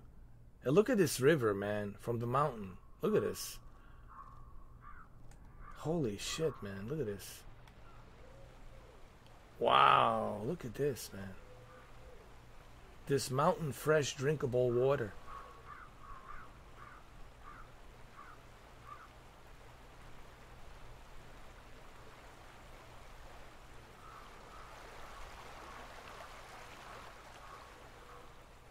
Oh, you the OG. Oh, you the one with the Tuan. You the one that that landed with that Boeing 787 or 737.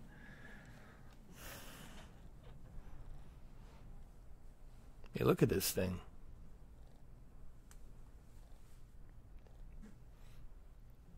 Look at this. It's like a planet Earth.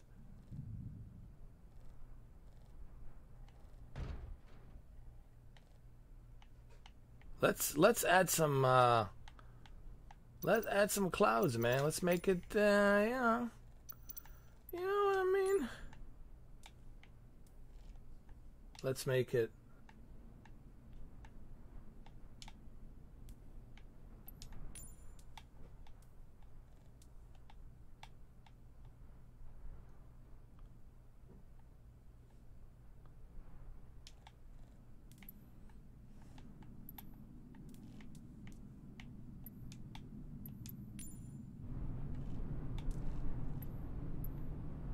Oh, it's raining right now. Hold on. Why I can't change it? What's going on here?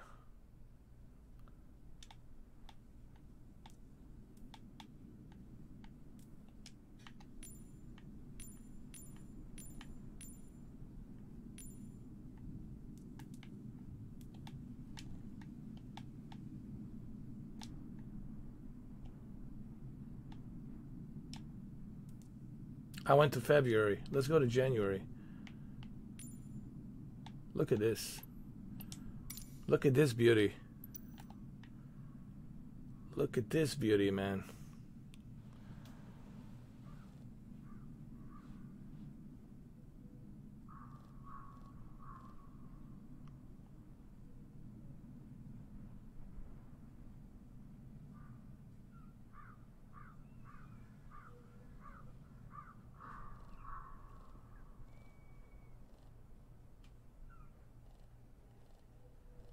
This is like a planet Earth. The only thing that's missing is the what's his name? The guy who does the voiceover. his commentary. Look at this water, man. This mountain fresh water. This is good for you to drink. Look at this thing.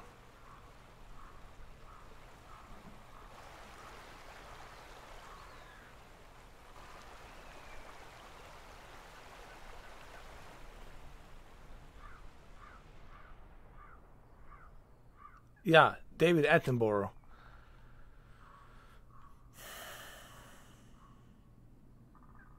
Look at this.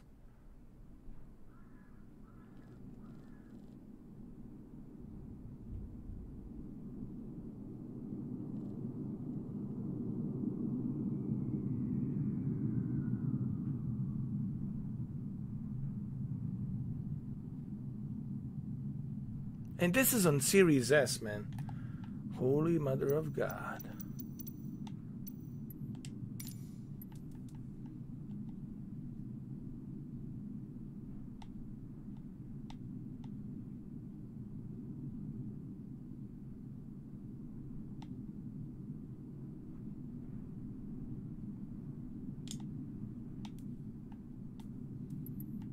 Look at this.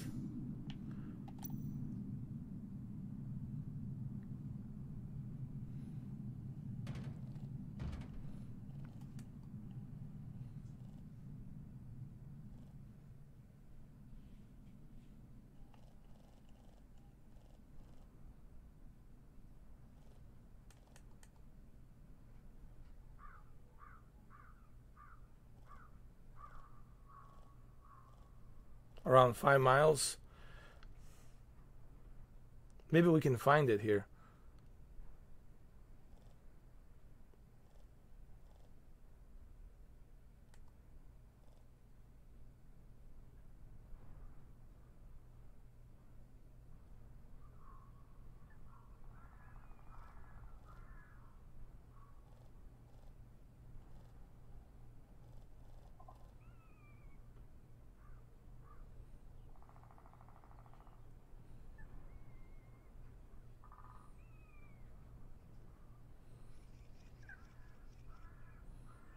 If I was playing this on a PC or a Series X, fine.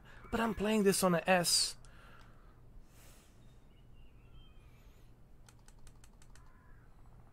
Come on, man.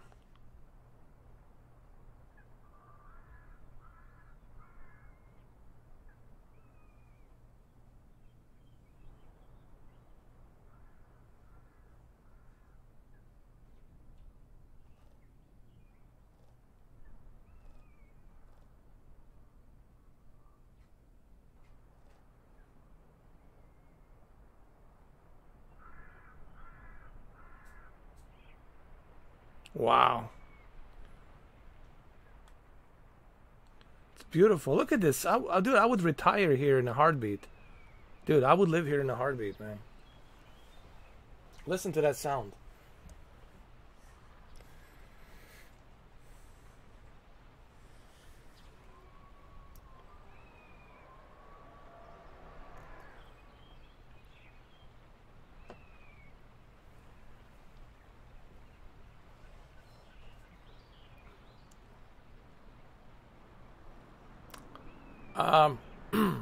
You have to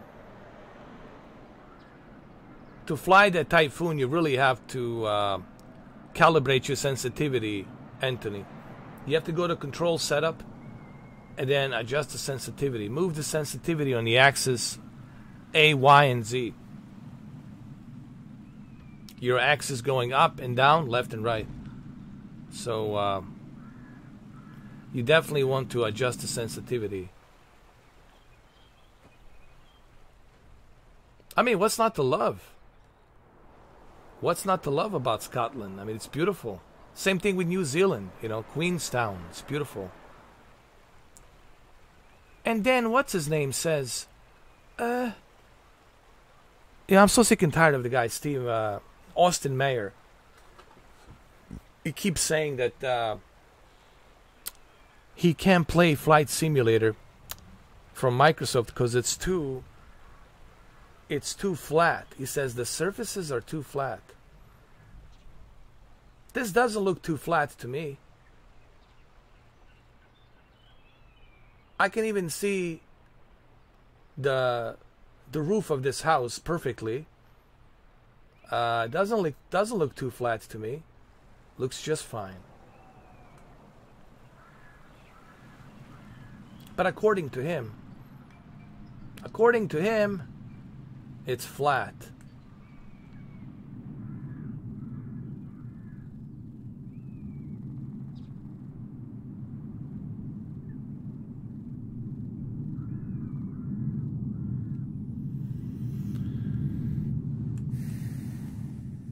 All right, Anthony, man. Thank you, man. Always stop by, man, and fly with us. You know what I mean?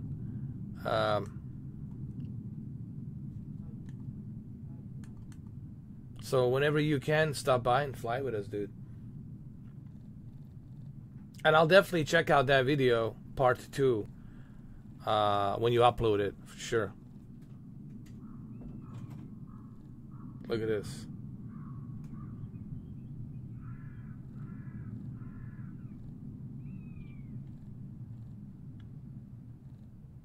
Hold on. Where's my camera?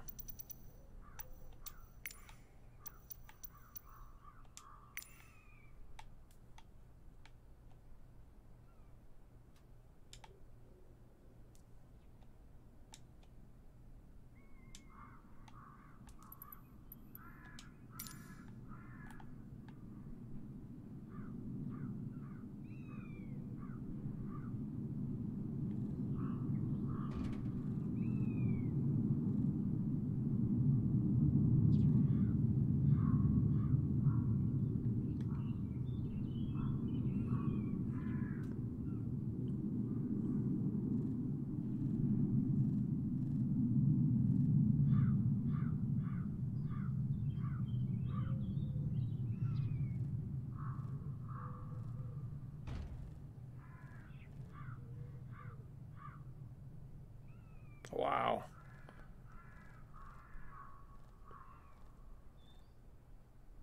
Hold on.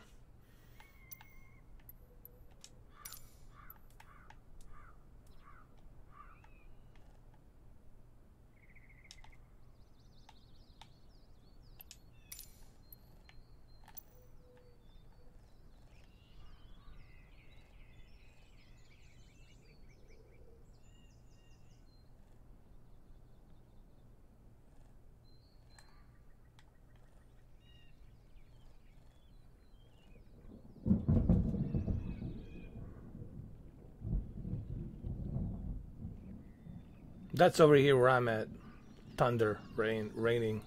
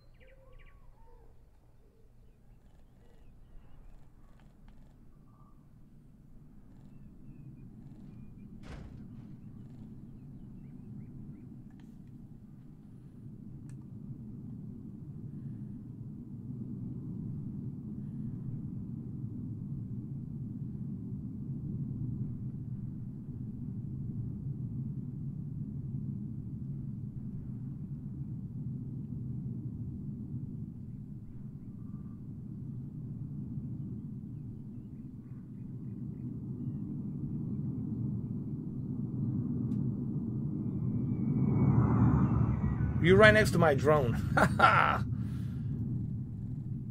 Quantum, I see you.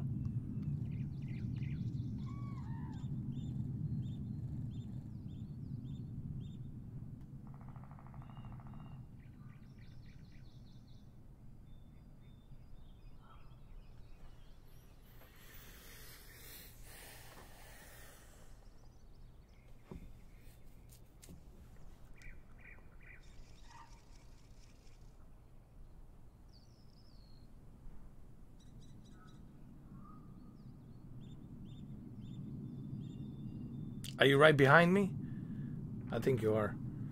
You know, this changes everything, man. This flight simulator really changes everything.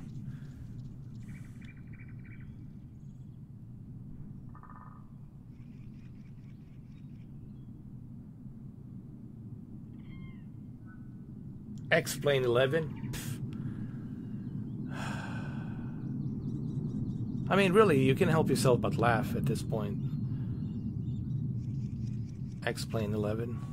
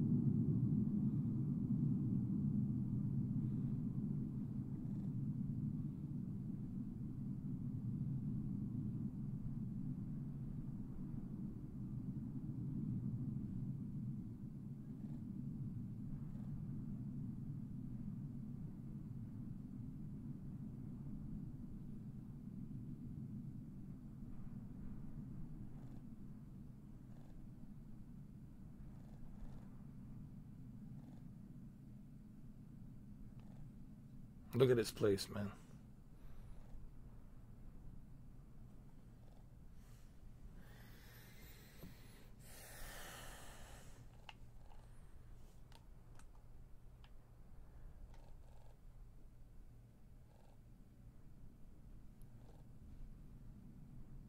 Amazing.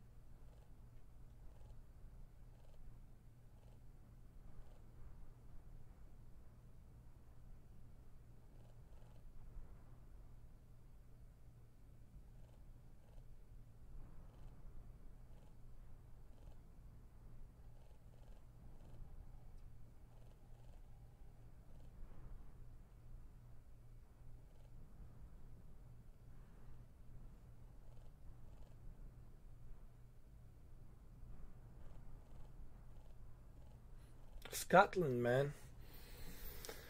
Scotland for you.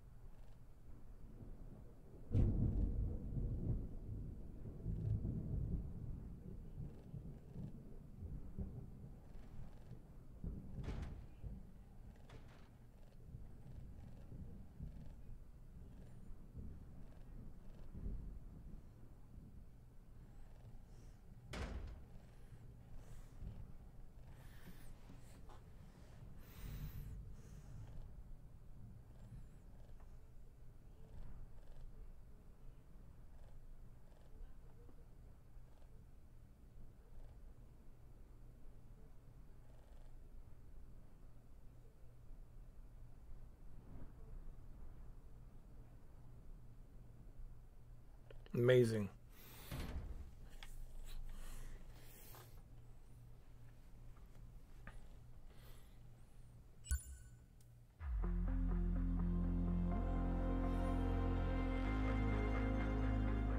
Thank you, Tony. Yeah, listen, man. Series S, it's an amazing console. The stuff you can do with this thing. I mean, it's not just this game. It's Game Pass. It's all of these other features. Quick resume. Velocity architecture. I mean, SSD. Super fast loading time. And look, man, the list goes on and on and on. for $300. It's probably the best $300 I ever spent. And Dolby Vision is included, and HDR10. I mean, what's not to like, you know? So, all right, guys. So I'm gonna go ahead. I'm gonna have to call it a day, but tune in tomorrow. Tomorrow, if I get my T16000M, my hottest 16000M setup with a rudder and a thruster and a controller joystick. If I get it tomorrow, I'll do the unboxing, I'll do the setup, I'll talk about it, and I'll give you my opinions on it. But unfortunately, I'll have to play it on a for the Microsoft and the Xbox. Maybe we'll be able to use it in the future on the Xbox. I don't know. I think it's possible with a firmware update. Anything can be coded, but we'll see what happens. But currently, right now, it's only on PC. And I do have this game on the PC as well. And I just want to see what kind of... I want to do a flight plan. I want to test it. I want to fly Boeing 787 or something like that. I want to test it. I want to see what kind of precision and accuracy can I get with that controller, so I can properly land and take off and keep that steady, trimmed flight, you know, at a certain high altitude, and then decrease down with a lower altitude, and then safely land. And so keep an eye on that tomorrow. Maybe I'll get it tomorrow, maybe not. Maybe it will show up late. But most likely, that's here where I live. That's the Thunder. But most likely Monday, you know. If it comes late, like very late, the shipment comes very late, then most likely I'll do it on Monday. And you'll see the video on Monday. And I'll do a proper video on it on Monday. You know. Which I think most likely that video will be Monday, because tomorrow it's probably going to show up late. You know, deliveries are always late. And then most likely I'll do it Monday. But either way, I'll keep an eye on that. And then, you know, I'll keep you posted. You know, I'll let you know what I'm doing. Thank you, Andrew. Thank you, everybody. Anthony. Thank you, Tony. Thank you, AC, for showing us this place on a Scotland. And everybody else who came in, man. Rob, Deacon St. John, Extreme Gaming, Mike Hall, everybody. Mad Max, Nayat. I call him Nayat, but it's a YT. Chris, thank you for showing us that place in Newcastle in Australia. You know, everyone who came in. Nils, thank you, Nils. Bo, thank you, Bo. And everybody else. Serbia, thank you for coming in. Greek Dude. Bumblebees, Nuno, Deacon St. John, Lawrence, everybody. Thank you. So, I'll see you soon. Don't forget to check The Edge of the Space video that I did with the Series X. That's pretty cool too, you know. So keep you posted. I'll let you know what I think about this Thrustmaster 16000M controller. I'll give you my honest thoughts on it, and I think I'm gonna enjoy it, because a lot of people are saying it's a very good controller. The full package flight stick deal. Everyone's been saying good things about it, and it just gives you a better accuracy. According to everyone I read, they said that it's really accurate flight stick, that it's going to give you that precision, because it's all about the precision, right? When it comes to flying joysticks and these controllers and thrusters, it's all about the accuracy, right? How accurate is the sensitivity on that controller? How accurate is the thruster? And that can really help you have that good flying experience to get a nice landing. Look, with this, I can play. And I think I've proven to everybody that I can play with a controller. But you're never going to be accurate. you're never going to have that accuracy with this. You know. Now, what's the alternative right now for the Xbox Series X and S? It's the Thrustmaster Hotus 1. Or Hotus 1. I call it Hotus 1. That's the best alternative right now for $100. I've seen it for $89. Very simple, you know, from Thrustmaster. You got a thruster, you got a controller. It does feel kind of, you know, cheap, but it gets the job done. You know, like I said, it does have a little bit of that lightweight, cheap quality. It might bother some people, but hey, you're paying $89. You know, it is what it is. But it gets the job done. You know, I've been using it. I used it. It gets the job done. So that's like the only options we have till we can get Honeycomb and Turtle Beach. Turtle Beach is going to be the big one. That's going to be the one that's going to be very difficult to find. I think probably holiday season we might see that. So anyway, I'll keep you guys posted. I'll tune in tomorrow. I'll let you know about the videos that I'm going to be pumping out tomorrow and the Monday. So have a good one, guys. Take care. As you can see, it's always raining in Miami, dude. Thunders every afternoon, bro.